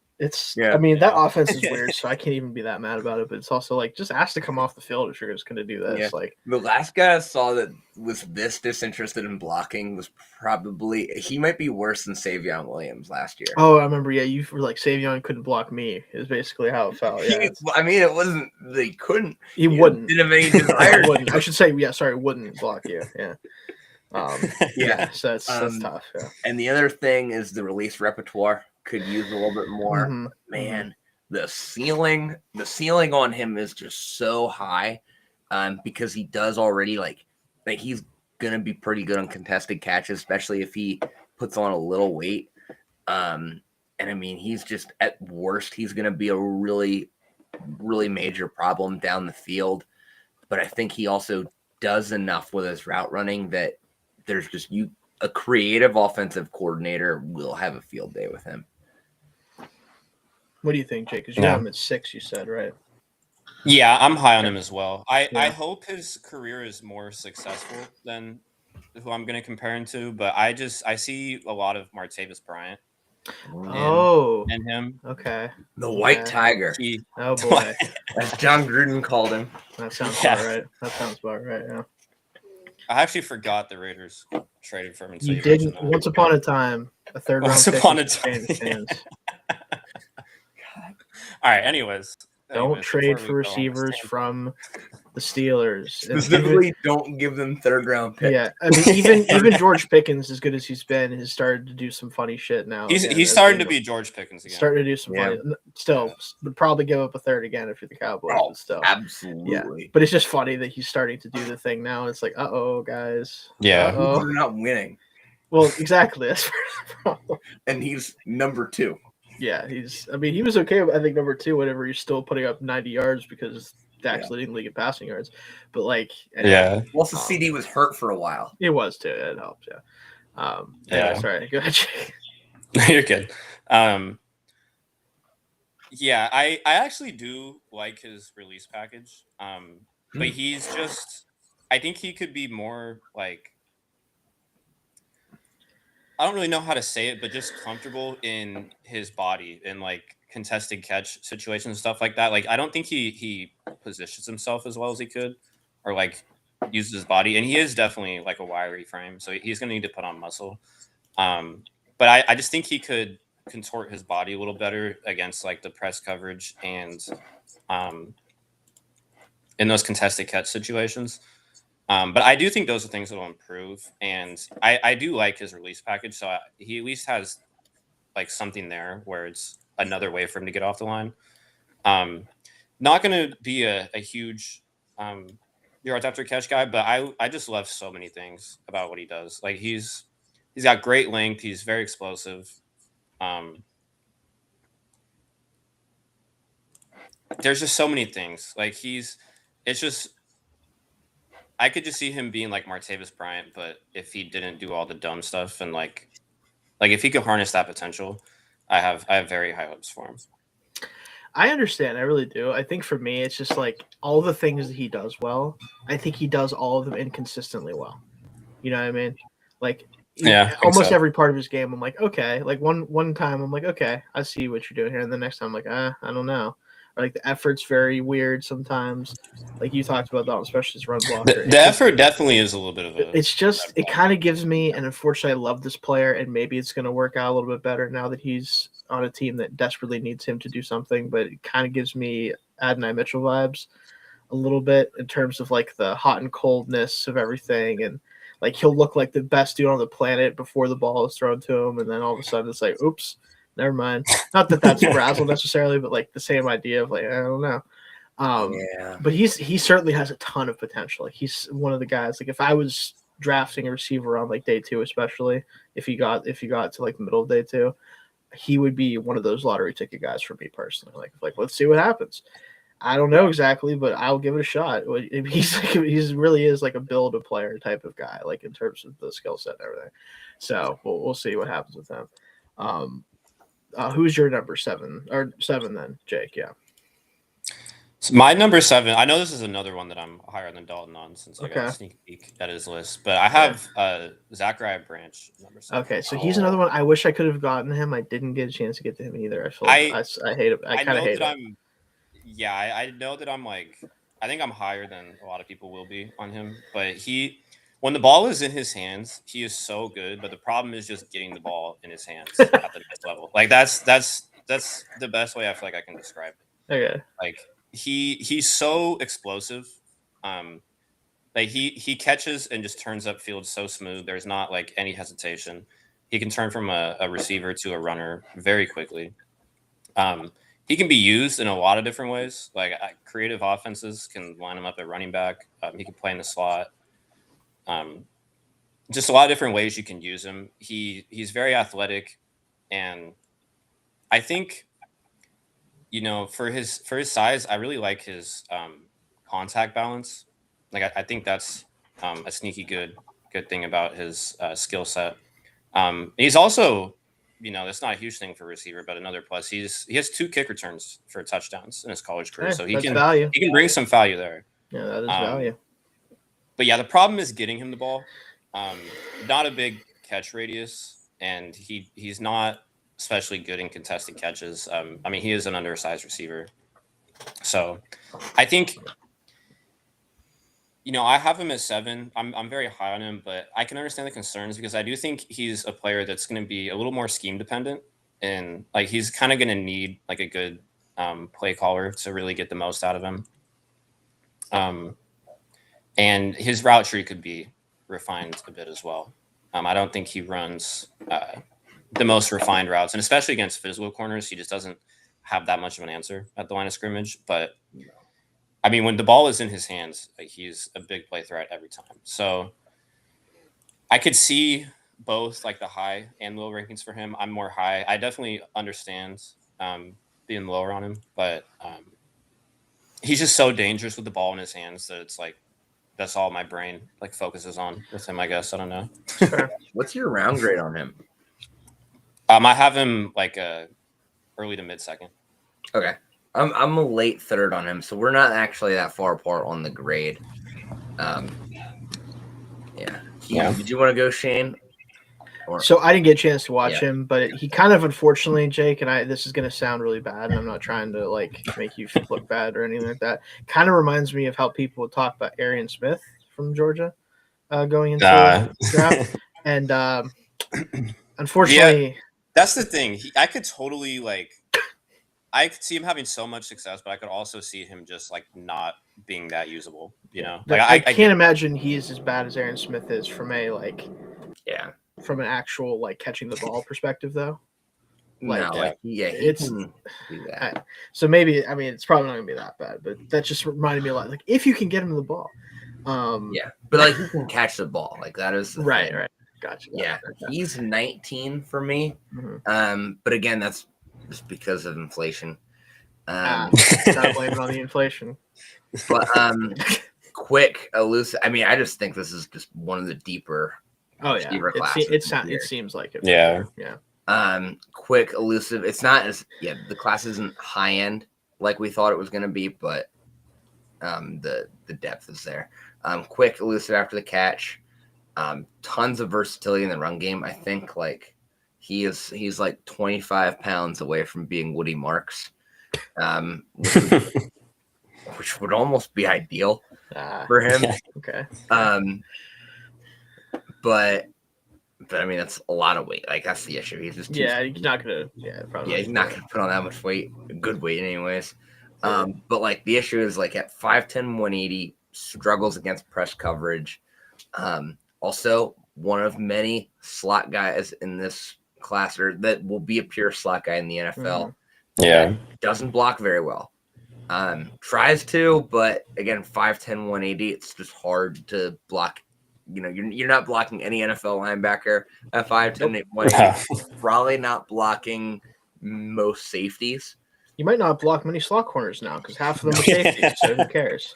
It might be tough for that too. I don't know. It's just gonna be tough. But like Jake said, someone will be able to find ways to get the ball in his hands, and he's going to be explosive. I mean, worst case scenario, he has the potential to be an asset in the return game. I don't think he did it a ton in college, if I remember correctly.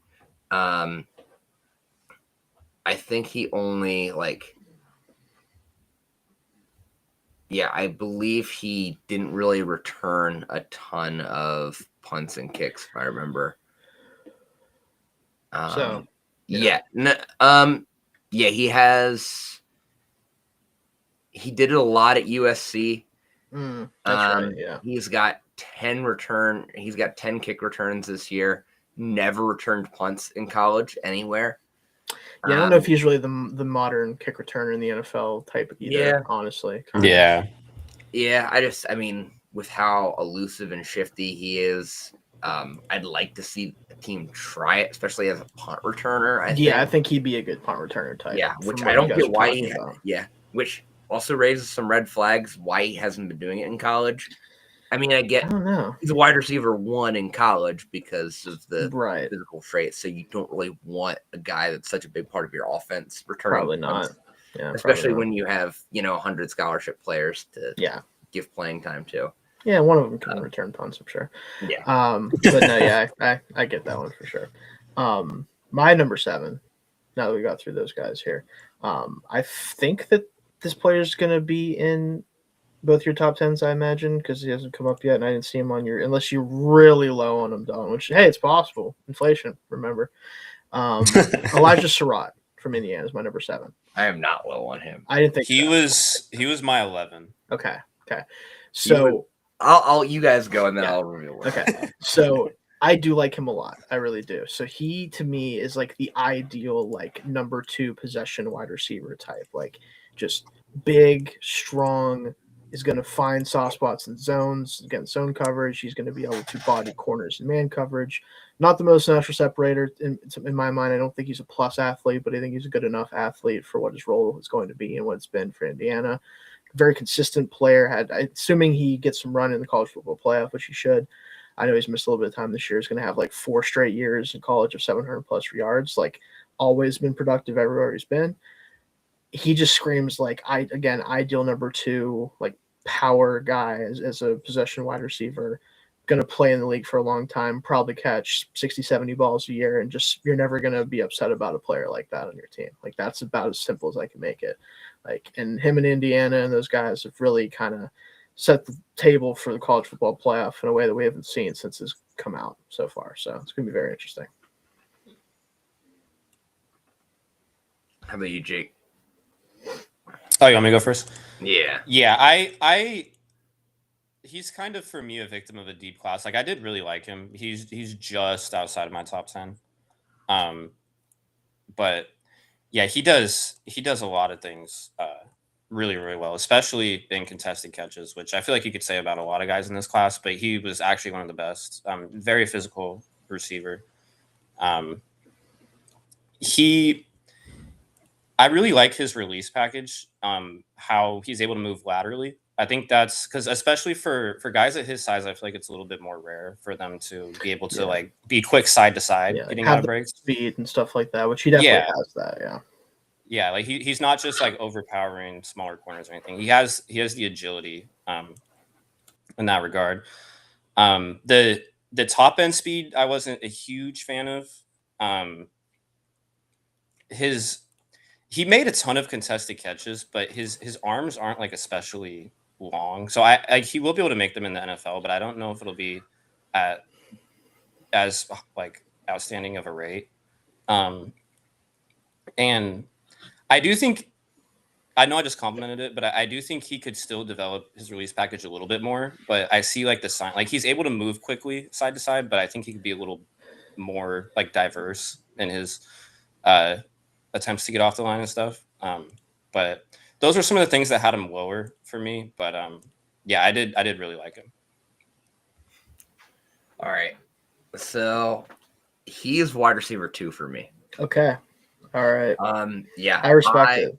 I love Elijah Surratt. My comp for him is Puka Light. Ooh. Wow. that's really like where I think. Okay. I mean, you look. I mean, the measurables are very similar, and that's kind of why Puka flew under the radar a little bit coming out.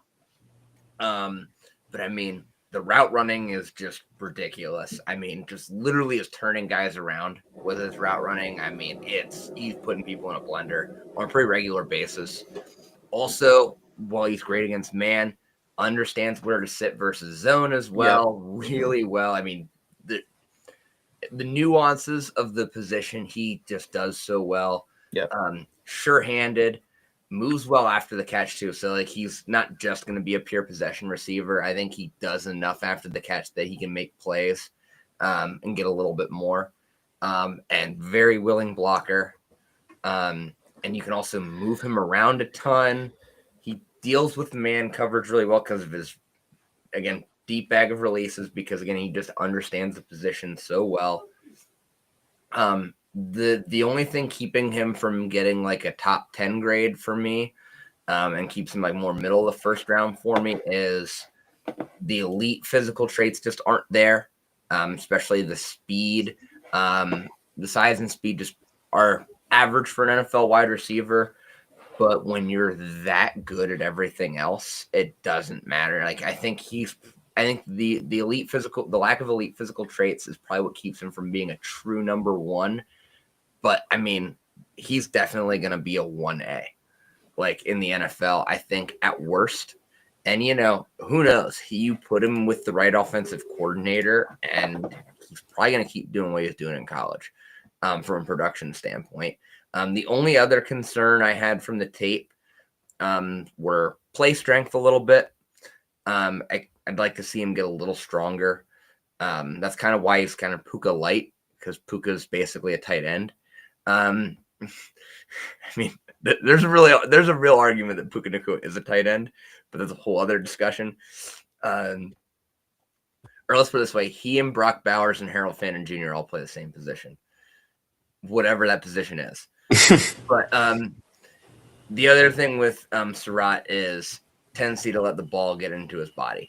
That's kind of why he has some drops at times, because they're not really even drops. They're more, he kind of allows opportunities for PBUs at times with letting the ball get into his body. But I mean, that's really it. And I mean, like, if you are going to create as much separation as he does, you can let the ball get into your body a little bit more, because it doesn't really matter when you create 5 yards of separation. Yeah. It's fair. Yeah. Again, I really do like him. I have an early day 2 grade on him, so we're not super far apart on the round grade. I just, again, the physical traits, I don't think he's as physically gifted as Puka Nacua is, especially after the catch and with his ability to run away from guys at times, like Puka's shown the ability to do. But I get the idea of like the same type of role I would like to see him in for sure. It'd be very fun.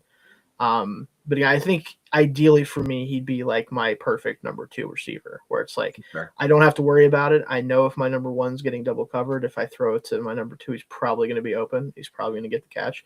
Like, that's ideally what you want. I think he'd be a great fit for teams that have that situation. So yeah, overall, do like him a lot though. And then number 6 for you, Jake, I know was Brazel, right? Yeah. Okay, so we got your number 6. Dalton, who do you have at number 6 then? So 6, I have Denzel Boston. Okay. All right. Okay. I have him at 5. All right. How about you? He's 4 for me. Okay. So 6, 5, 4. All right. Yeah. So you go ahead then.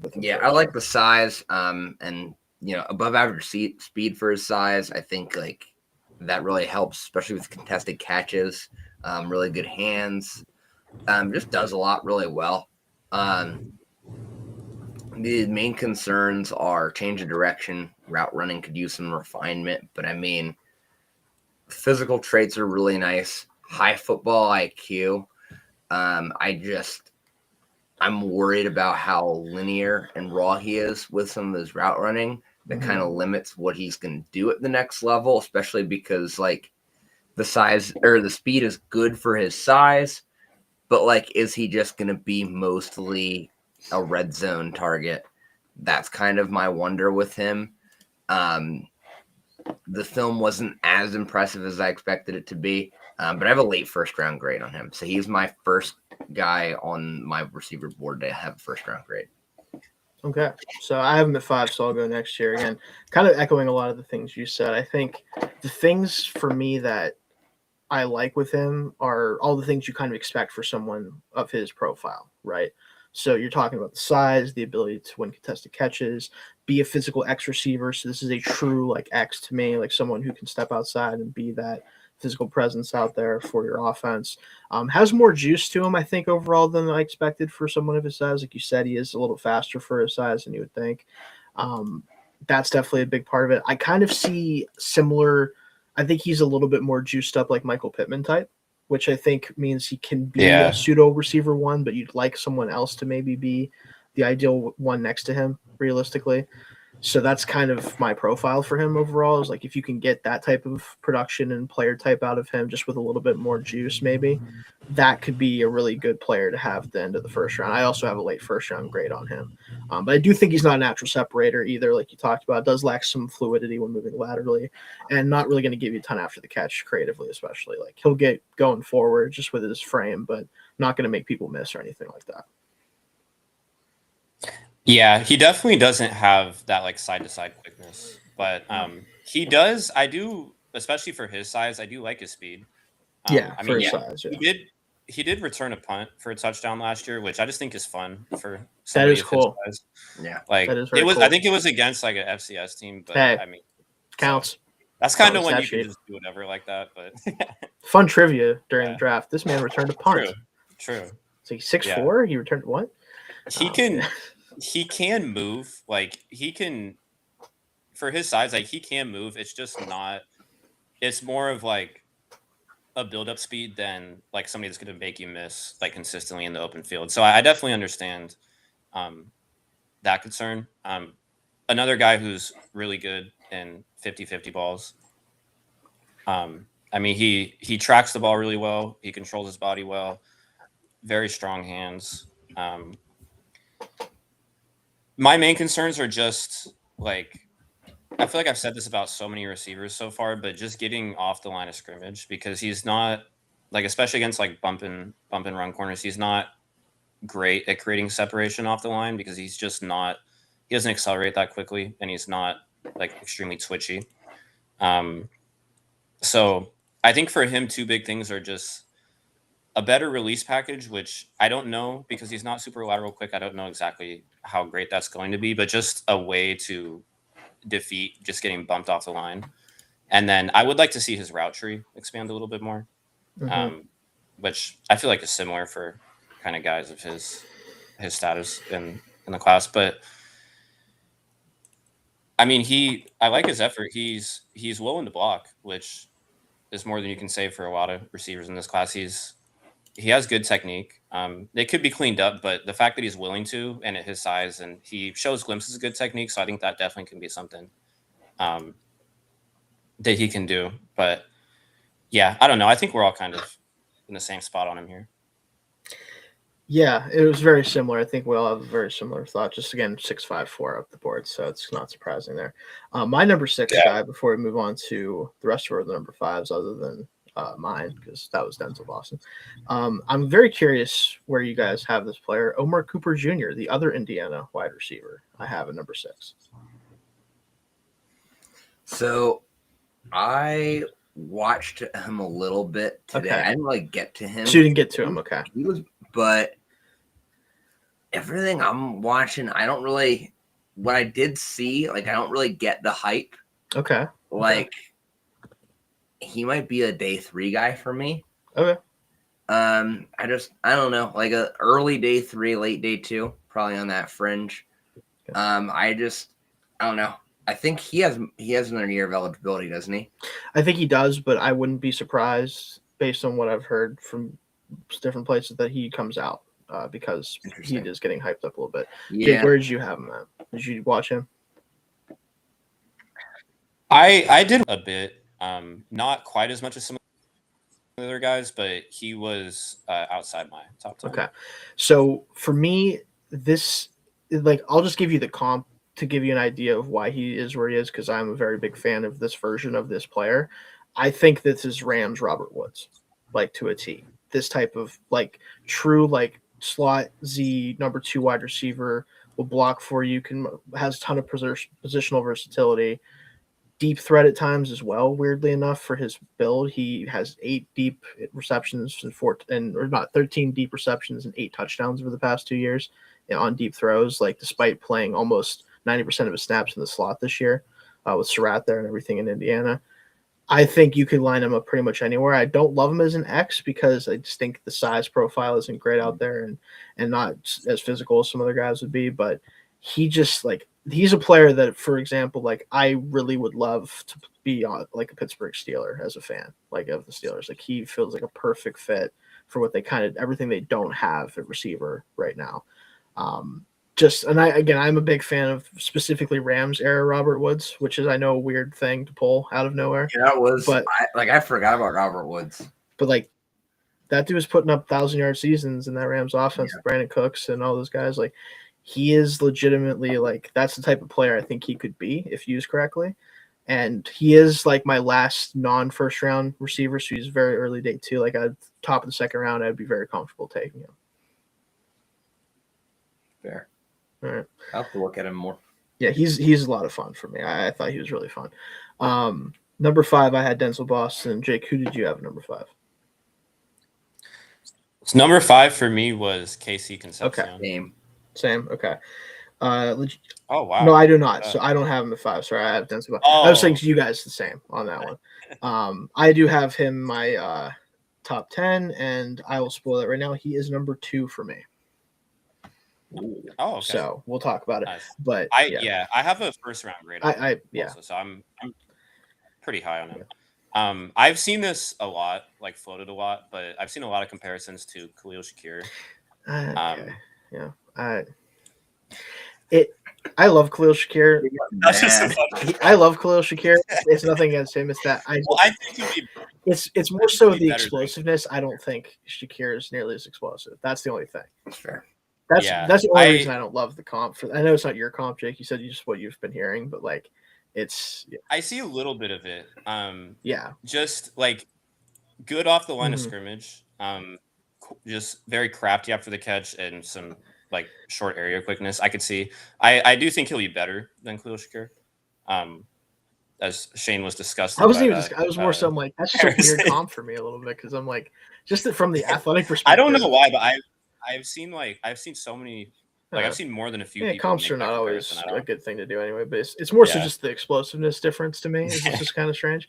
But otherwise, yeah, he's definitely KC is definitely more explosive. Yeah. He has a really nice blend of just like a bit of physicality, but just that explosive speed and being able to be elusive. I think he's going to be a problem on like the quick passing game. Like this Steelers offense would love. That's true. Yeah, love him. It's not why I have it too. Arthur Smith would love to throw him like quick. Oh yeah, he would. And stuff. He'll put him in the backfield. He doesn't care. I think he could do. I mean, John Smith can get the ball in the backfield. Why not? True. Anyway. Yeah, I mean he has great top end speed. He's a vertical threat. He's quick enough to kind of work from all over the field. He tracks the ball pretty well. He shows the willingness to go up and make those contested catches. I did have some concerns, which probably I'm a little bit lower than Shane here, but his wingspan, like it's not bad, but it's not anything special. You know, like his arms are a little bit short. So I think against like longer armed cornerbacks, could be a problem in the NFL. I also would like to see him just add on a bit more muscle, and the run blocking, it's not really there on a consistent level. He does like I feel like he does give effort there. Yeah, he doesn't have a lot of technique. Yeah, like we've said, a lot of guys that this size, they're just they're fighting a losing battle. Like it's not a lot you can do. Yeah. They're fighting the battle, which I respect, but they're probably not going to win it. So it's like, yeah, but I mean, he's very dynamic. He's such a threat in the open field. And I could see his game being pretty well rounded. Like he doesn't really, besides just like his size, I don't really have any big concerns that I don't think he can improve. So he's my last first round grade for receivers. Okay. You got it first thought in there. Nice. Yeah. So I have a late first round grade on him. And like you guys kind of said a lot of this already, like the quickness, the elusiveness after the catch. Very dangerous in the return game. There's just so much explosiveness about him that's so awesome. He's also tough. Yes. Like he plays a lot bigger than 5'11", 190. Yeah. And he's got hops, which really helps with the lack of height. Because he wins way more in 50-50 balls than you would expect him to. Yep. Fights really hard for leverage and has pretty good route tree. I think for me, the concerns are I'd like to see him snap those routes off a little bit more, take advantage of that quickness. Also, big time body catcher, which at his size is a little worrisome. And at 5'11", 190, I'm very curious to see what he runs. The projection I saw on his 40 time was like 4.46, which is pretty good for, that size. But like if he's closer to like the 4.5 range, that's going to be a little worrisome being like sub 200 pounds. But I mean, he's fast. Like you watch the tape, like the guy's fast. Like there's no denying that. And also you're talking about comps earlier for him. Here's an interesting one I saw on NFL Draft Buzz. Kayshon, I know. Kayshon Boutte. Okay. So the others were Jaden Reed and Malachi Corley. Jaden Reed, I could see a little bit more of, but like the other two, I just can't. Yeah. I have a comp that it's not those three, but it's one that only I would pull out in this. Is all I'm gonna say. I can't wait for this. So if you guys are ready. So I have a number 2. Again, it's not a huge like disparity between like the top 5 guys for me. Like I think there is a difference, but Concepcion is just the type of receiver that I gravitate towards. Like uber separator, the ability to do so. The route running, definitely I would like it to be a little bit more overall nuance, like you said, kind of Dalton. Like I think he could take advantage of his quickness more as a route runner than he has so far. But I think he can get there. He has the physical ability to do so. Obviously, we've seen that. The speed, the ability after the catch at times, like all of that stuff is just really fun to watch. And I think it can be really weaponized by the right offense in particular. The ability to attack the ball in the air way better than you think he could as well. It just makes his ceiling higher because I think it makes him more effective as a deep threat than he would be otherwise, even with the speed. My comp for him, and some people are going to, like, it's not that he hasn't played in that long, but some people are probably like, wait, what are you talking about? Emmanuel Sanders is my comp for Casey Concepcion. And that's the guy who put up 9,000 yards in the NFL and did look good doing it at times. Great uncontested catches for his size. Yeah. I like that comp. Similar size. Actually, Concepcion is a little bit bigger than him, probably. I think that Sanders might have a little bit more total juice probably in his prime, but like a little smaller too, so you kind of trade that off. I think they're very similar types of players. I think they can be a slot, be a Z. For me, he'd be my ideal like Z slot hybrid type of guy. Another comp that I kind of like, this player's more creative, especially. We'll say creative. It's a little bit more, I would say he's more chaotic, but Zay Flowers type of guy as well. Yeah. Like that type of thing. Especially the toughness. Yeah, the toughness aspect too. Like that, they're just. We know Sanders is tough. I still think about that hit he took on the sideline that one time. If you guys know what I'm talking about. Oh yeah. For the Broncos. So like that's my comp. I loved Emmanuel Sanders. I wish he was good for the Steelers and not the Broncos, but whatever. Sometimes the Steelers get it wrong, but very rarely a receiver. So, yeah, that's my comp for him. I like that. What's your? Do you have a top 10 grade on him? I have a just first, so middle, probably middle-ish. I would probably take him somewhere in the top 15. Yeah, it's probably where I'd be looking at that. Yeah. So let's get to the rest of our number 4s because Jake's number 4 is Denzel Boston, if I'm not mistaken, right? So yeah. Dalton, who's your number 4 receiver? So my number 4 was Jordan Tyson. Me as well. Okay. We both have him as 4. Yeah. That was the one that he's a lot of people's consensus one still, even with some of the injury stuff, from what I've seen. So I have him at 4. Where do you have him at, Jake? I have him at 3. So okay, so we're not none of us are in that boat, so that's interesting.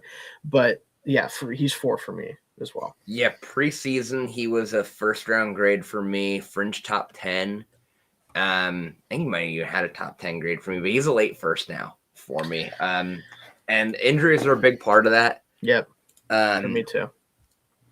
Like, I mean, when you just have so many injuries, it just makes it hard to overlook some of the other things. Like, also, like, the strength isn't there. That's kind of why I think a lot of the injuries happen. And he also lets the ball get into his body so much. Really struggles to catch the ball outside his body. Like, he kind of has to let the ball get into him. And that doesn't pair well with the fact that he does have trouble getting early separation against press. He does eventually separate with some of his route running, but I have an interesting take on that part of his game, but I want to let you move forward. Similar though.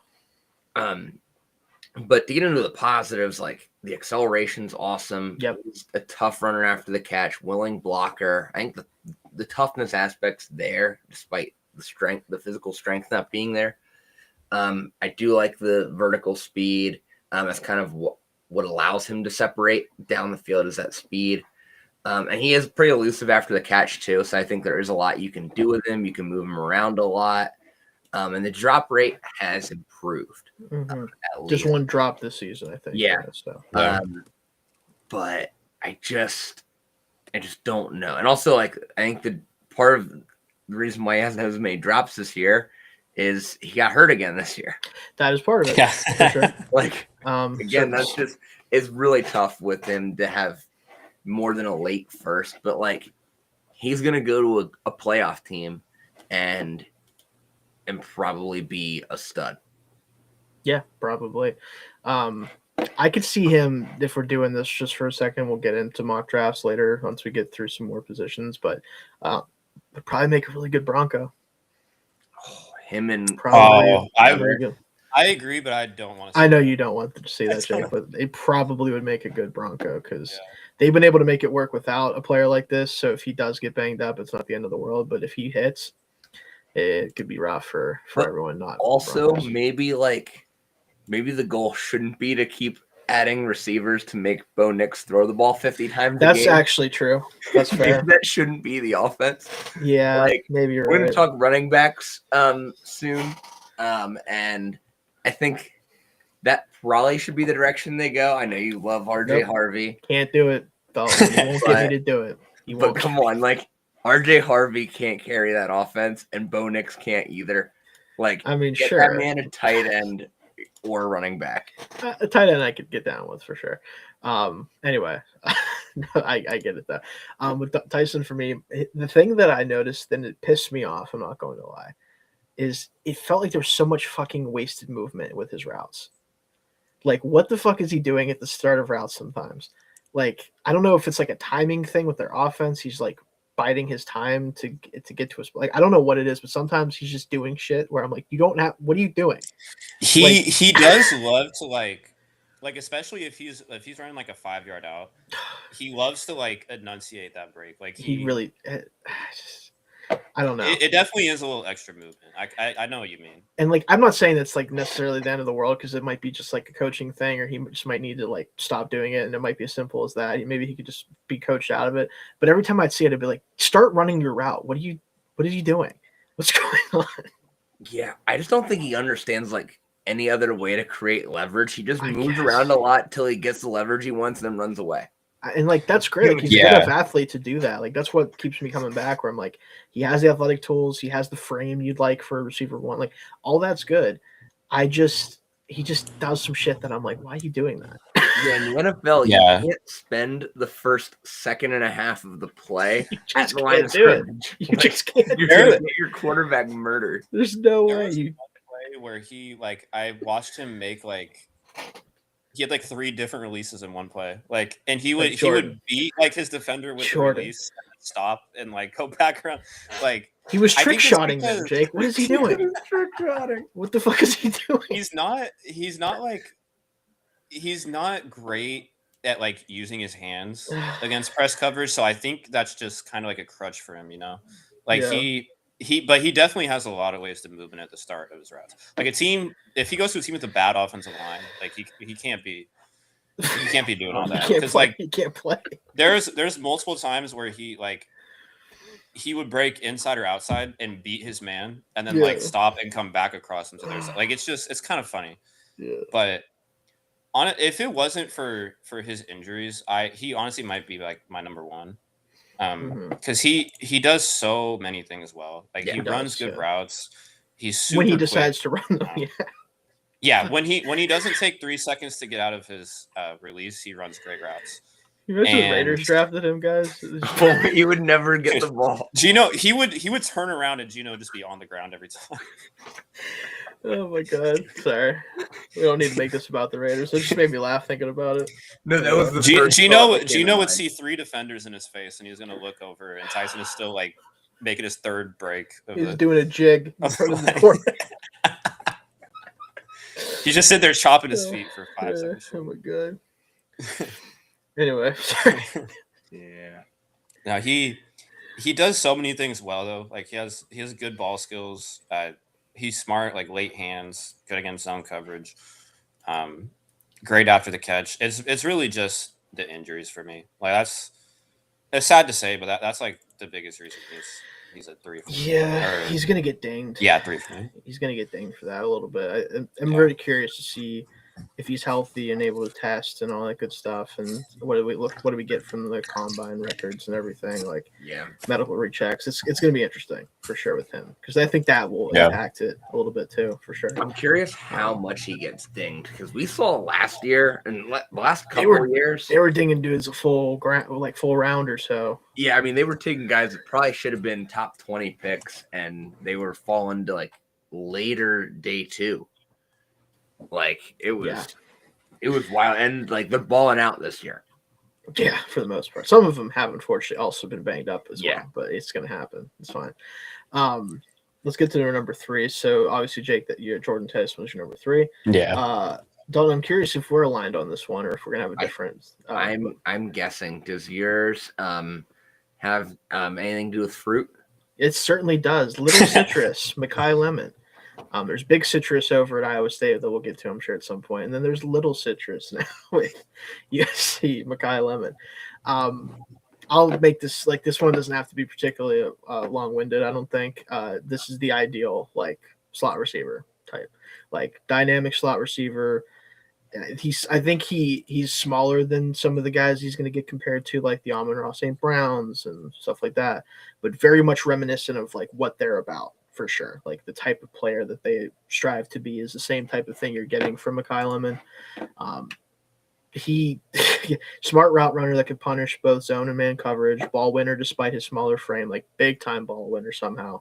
We were talking about that with Concepcion. Lemon's even more so that way. Smooth transition to being a runner after the catch, feels very seamless for him. Not going to be the best testing athlete, I don't think so, honestly. But, for this type of receiver, that's typically what you get. But a play style that shouldn't really be heavily impacted by that situation. Like, I think that he's going to be a very similar style player in the NFL that he was for USC. And he was able to put up numbers he put at USC. So I think that similar things could be in store for him at the NFL level. So that's kind of my gist on him. Yeah, the traits are good enough, I think, for me. Yes, they're good enough. Like the speed, especially. Like I think the long speed there, especially the burst. Like I think the acceleration, especially. Yeah, because of his acceleration, mm-hmm. And just so dangerous after the catch. And also, unlike most of the slot guys we've talked about tonight, he blocks. He certainly does pretty well. He's a tough motherfucker. That guy. Yeah. He'll get out. He'll get after it. I like him a lot. My main concern is, the strength and blocking technique makes the blocking harder for him. Yeah. Those are things you can coach. Yeah. And I think the biggest thing for me that probably keeps him as a late first round grade rather than a true first, like my top 2, is I think he has a bit of a learning curve for the NFL because, and it's just Lincoln Riley. That offense is just stupid simple. Yeah. And it's so unlike what an NFL team is going to ask a wide receiver to do in terms of like timing of routes and like, you have to do things a certain way a little bit. And the variety of routes that he's going to need to run at the NFL level. I just think that the offense is just not going to be nearly as simple as it was. Yeah. Might take him some time. In the NFL. Yeah, to figure out. Yeah, it'll take him a little bit of time, but I mean, yeah, like you said, ideal slot receiver in the NFL. Yeah. Like, I'm less worried about it with a guy like him than if it was a traits-based guy that just kind of is productive because fast, my offense doesn't ask me to do anything. Like, that's the thing, right? Where, like, if he was that type of player, I'd be more concerned, even if he put up the same numbers. But because he really isn't that type of player, I think it makes me feel better, actually. But, Jake, I'm assuming – so was he your number 2 or 1? 2. Okay, so we have all of our twos then taken care of. So, what is your thoughts on him then? Because you have him one spot ahead of us then. I've seen a lot of people compare him to Amon-Ra St. Brown, but he certainly strives to be like him. Let me put it that way. I don't know if he is him, but he certainly tries his best. He feels very like Golden Tate to me. Okay, like, I don't. That's just the vibe that I get. I also very much fuck you energy receiver. Yeah, so I guess that's fair. Yeah, there is like a couple things that I'm a little weary about, and like getting off the line against like press. His catch radius isn't that great, but I mean, other than that, I feel like he just does such a wide variety of things well. Like he can catch in traffic. He's great. He has a really good combination of being able to find soft spots in zone coverage and then having really quick burst once he catches the ball. So he's just always able to find the space, and then once the ball gets there in between defenders, he's just gone. Like, I think it's just such like a great two things to go together. But yeah, he's very quick, very agile. He wasn't asked to run the widest variety of routes, but I think he does run routes well. Like he's quick in and out of his cuts, and he makes good cuts. I would like to see him have his route tree expand a bit, just to answer little questions there. But I do think it's not like a huge concern for me, because I do think he runs the routes he does run well. He has strong hands.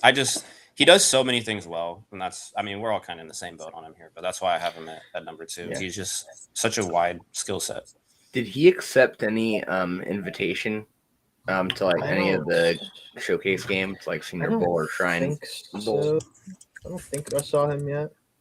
Because it'd be fun to see him in those practice reps running like a wider variety of routes. Let's see. I don't think he's accepted to this. He wouldn't be a Senior Bowl, right? Because he's not a senior, I don't think. Well, they changed it to where I think juniors can now do it too. Oh, cool. He is going to the senior. Oh, great. That'll be great. And for those that aren't... They have him on their website. For those watching that aren't familiar with like draft stuff as much, Senior Bowl, the practice film is probably what's the most valuable of the Senior Bowl. Absolutely. Yeah. The game is like...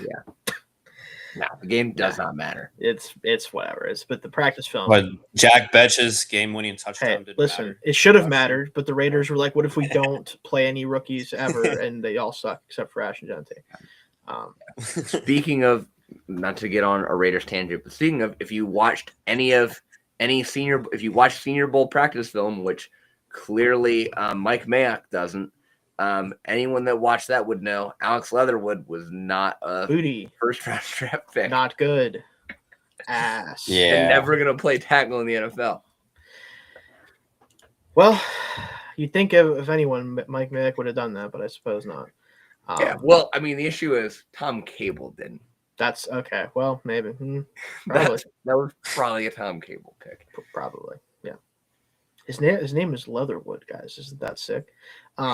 Anyway, let's get on to the Alex. I remember I knew it was a bad pick because when they drafted him, like the first thing I saw was like his teammates called him like a meme connoisseur or something, and I was like, I might have drafted him higher. I don't want my tackle to be a meme I would have probably drafted him higher. But he was kind of weird. Yeah, whatever. No, but Kai Lemon again. That dude's sick. I think I have him rated as highly as I'm willing to rate someone who I think is confined to the slot most of the time.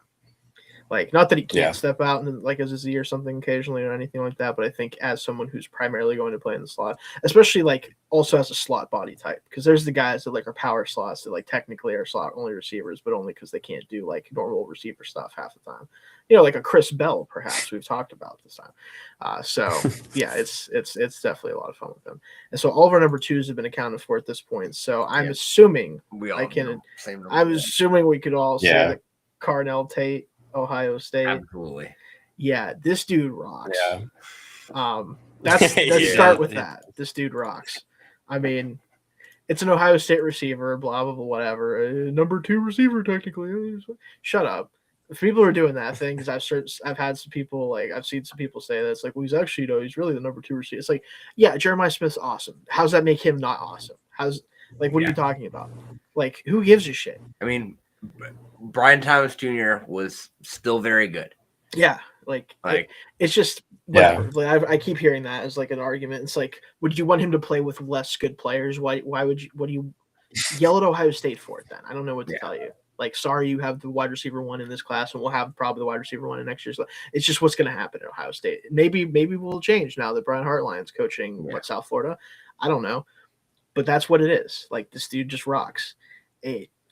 We can obviously get into it more. Like, it for me specifically, he is a true like wide receiver 1 physical X wide receiver type, like the true like what you want to have this player look like, play like, be like. That's kind of the end all be all for me. He's the only guy in this class that I think hits all the marks to be that type of true outside X receiver in terms of enough speed, enough ability for contested catches, especially that. Just all that stuff rolled into one dude, and he's been awesome this year. Yeah, he really does so many things well. Like, he's not like the most explosive guy, but speed isn't something that I really worry about. No, not after what he showed this year. No. Yeah, but he just has such a complete skill set. Like, he runs routes well. He's savvy with his body. Like, he just knows how to create separation. That's not an issue for him at all. When it comes to contested catches, he has great body control. He can high point the ball. No worries there. He also has a really long wingspan, so his catch radius is also good. He can catch if it's anywhere like near him. Like, I trust him to come down with it. He's smart against both man and zone. Like, he knows where to find the open spot in zone coverage, how to read a defense, and he can block. Like, he's a tough blocker. Mm-hmm. That's one of the things I really, really liked about him. He's not afraid to go hit somebody in the run game, and he can do it. Like, he's good at it too. So, he's much more complete to me than any of his other draft classmates at receiver. Yeah. Can you believe he had 58 targets this year only? Because Ohio State, by the way, just throwing that out there. Yeah. It's hilarious. I mean, there's so many things that are hilarious. I mean, first note, I have devastating route runner. You guys touched on it. Like, the route running's so crazy, and like the releases, the blocking, like all the little things he's already so good at. And he's only 20. Like, he's so young. Yeah. Like, the ceiling is really high on him. I'm very curious what he runs at the combine. I'm worried the long speed might just be okay. But we'll see. I think he's a high 4.4s guy, which is plenty fast. I think that's where I kind of view him as. Yeah. If he can be, if he can get down to like 4.45, that might help me get. I'm in between a first round grade and a top 10 grade. Yeah. That's kind of where I'm at for him. Yeah. Part of it is too doesn't do a ton after the catch. That's the one thing. Yeah. But that's why like I label him as specifically as like that true like physical X wide receiver. Yeah, type. He might be more of a 1A than a true number 1. T. Higgins is my comp, if that helps. So mine is actually George Pickens. Okay. But like George just I added the yak to his game is the thing. Yeah, so like you could true. argue like that's what would separate him from being like just that true like outside like X receiver. And but Tate I get it. I think it's could possible because he is only 20, but I think like Pickens is I think Tate is a guy that if you pair him next to, like you said, T. Higgins, like T. Higgins looks fantastic across from Jamar Chase. Yes. Yeah. If you put him across from another great receiver, like he is really good. I mean, he could be the number one on a lot of teams in the NFL. Yeah, and you're happy with it. Yeah. If he has a running mate, like he's the type of number one that like Amari Cooper was for a long time, like a 1A, where you want someone just as good as him on the other side, ideally. But again, you never know. Like, I think there is that potential that he is like a true number one, and it's fine because he just does so many things well, and there is so much room for growth with him, which is what's really crazy. So I will say again, Jake, I want to let you talk about him too, because we've kind of commanded the conversation so far. Where I would like to see him go, the problem with it is I think that they have too many other needs, specifically potentially at the most important position, which they might not be able to target anyway until 2027. So maybe it doesn't matter. But Arizona, him and Marvin Harrison and Michael Wilson, the towers in Arizona. Just good luck guarding all three of those dudes and Trey McBride. Like, whoever the quarterback's going to be is going to be having a real easy time. I mean, at that point, do you just keep Kyler Murray and just say, he can't be that bad? Figure it out. I mean, you could, at least for 2026, but like, I think whoever ends up being the long-term quarterback for that team, like, you can look up and be like, there's literally 4 6'3" guys or more out there for me to throw the ball to. Like, all of whom can do stuff. That would be a crazy pass catch. Like, you know, that's what, like, I know it's probably like overkill and doesn't need to happen for their other needs, but like that would be comical to me. Those 4 is a pass catching unit. Like, that'd be fun. You know what you do? You just go and you trade. I know I did this a lot, but you trade for Tanner McKee.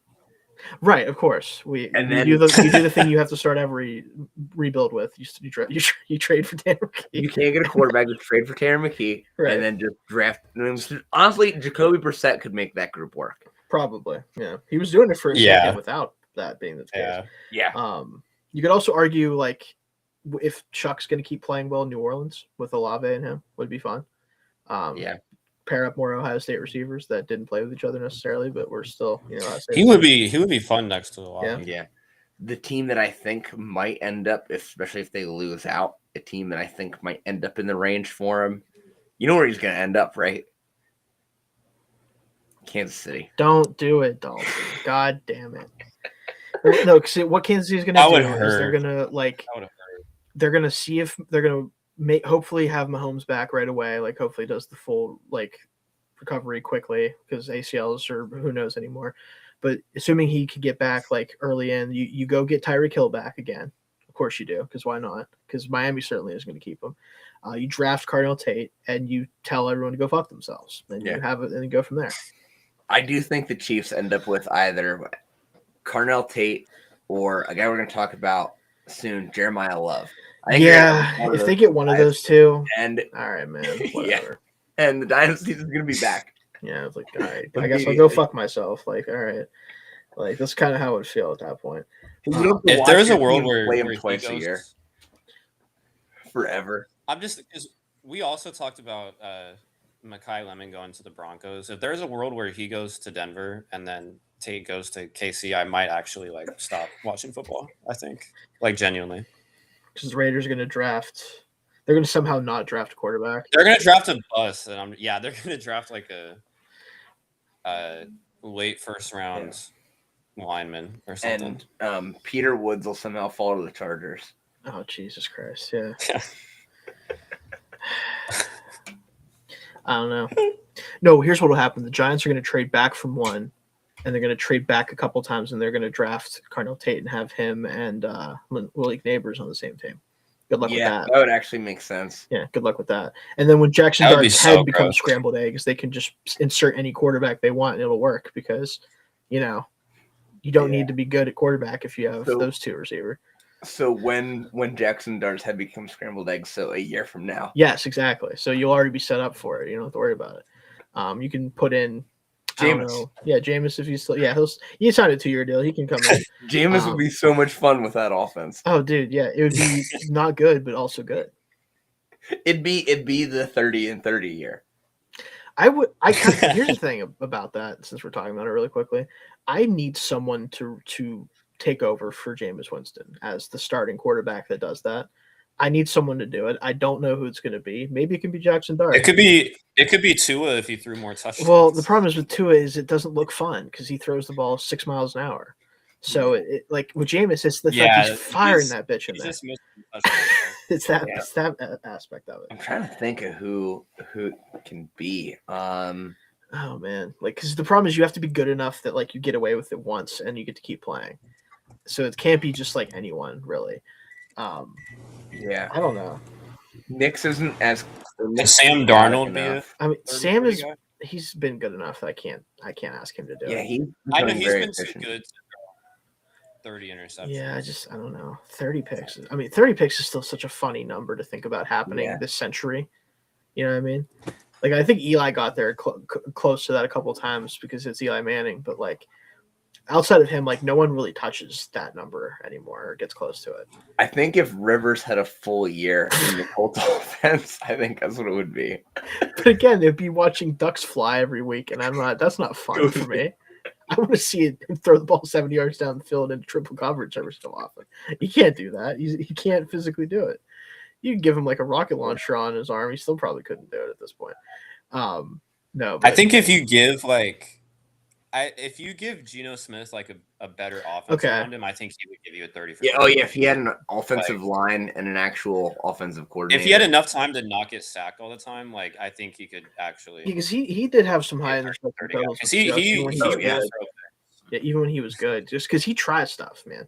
Yeah. It works more often than you think, especially with Seattle. But he still does it, so it's possible. Geno might be the answer there. Yeah, it is Geno, and he'll end up somewhere else. I think he'll end up starting by week 6 somewhere next year. Honestly, considering the way our offensive line has played this year and the fact that the offense is very structured, I wouldn't hate him with the Steelers next year. No, you're running it back with Rodgers. And guess what, Dalton? You won't hear from me if that's the case. You're running it back with Rodgers, and then while you groom Drew Aller to be the new Big Ben. No, Drew Aller's going to be the 30-30 guy for someone. That's who it's going to be. Yeah. There it is. Now we have the answer. It's going to be he's going to get inserted in like week 3 for some team who's out of the playoffs, or they're not out of the playoffs. They just had an injury, and he's going to throw 30 interceptions. Drew Aller is Goodwill Josh Allen. There you go. Nice. That's damn. That's tough. Yeah. He's rookie Josh Allen, but will be that way when he's 30. Also can't run. Yeah. So he's not even like, I shouldn't say can't run, but not nearly as well as Josh Allen. Yeah. So like that makes it even worse. It's like he can't even get himself out of trouble as well. No. Terrible. But that does it for our wide receiver rankings. Enjoy the little rant we had at the end there about 30 seasons. But that'll do it for wide receivers. Next week, the only show that we'll do before the holidays, obviously. Try to squeak one in here. It should be running backs, get those taken care of. We should know a lot of the guys are going to be in the class at that point. Should be a decent class, I think, from what I've heard. I know it's kind of top heavy from kind of what I hear, but we'll see if I agree with that or not. But we'll definitely be doing our top 10 from there. And then from that point, we'll kind of play it by ear. I kind of want to do all the offensive positions in a row just to get them all out. Then we can focus solely on defense, but we'll just see how that plays out at this point. Any final thoughts, guys? I think looking forward to the running backs so far. I think not as the top might be better than last year, but the depth might not be as good as last year. Yeah, the depth was pretty you're not getting Quinton Judkins as like the 5th running back off the board. Probably not. No, probably. So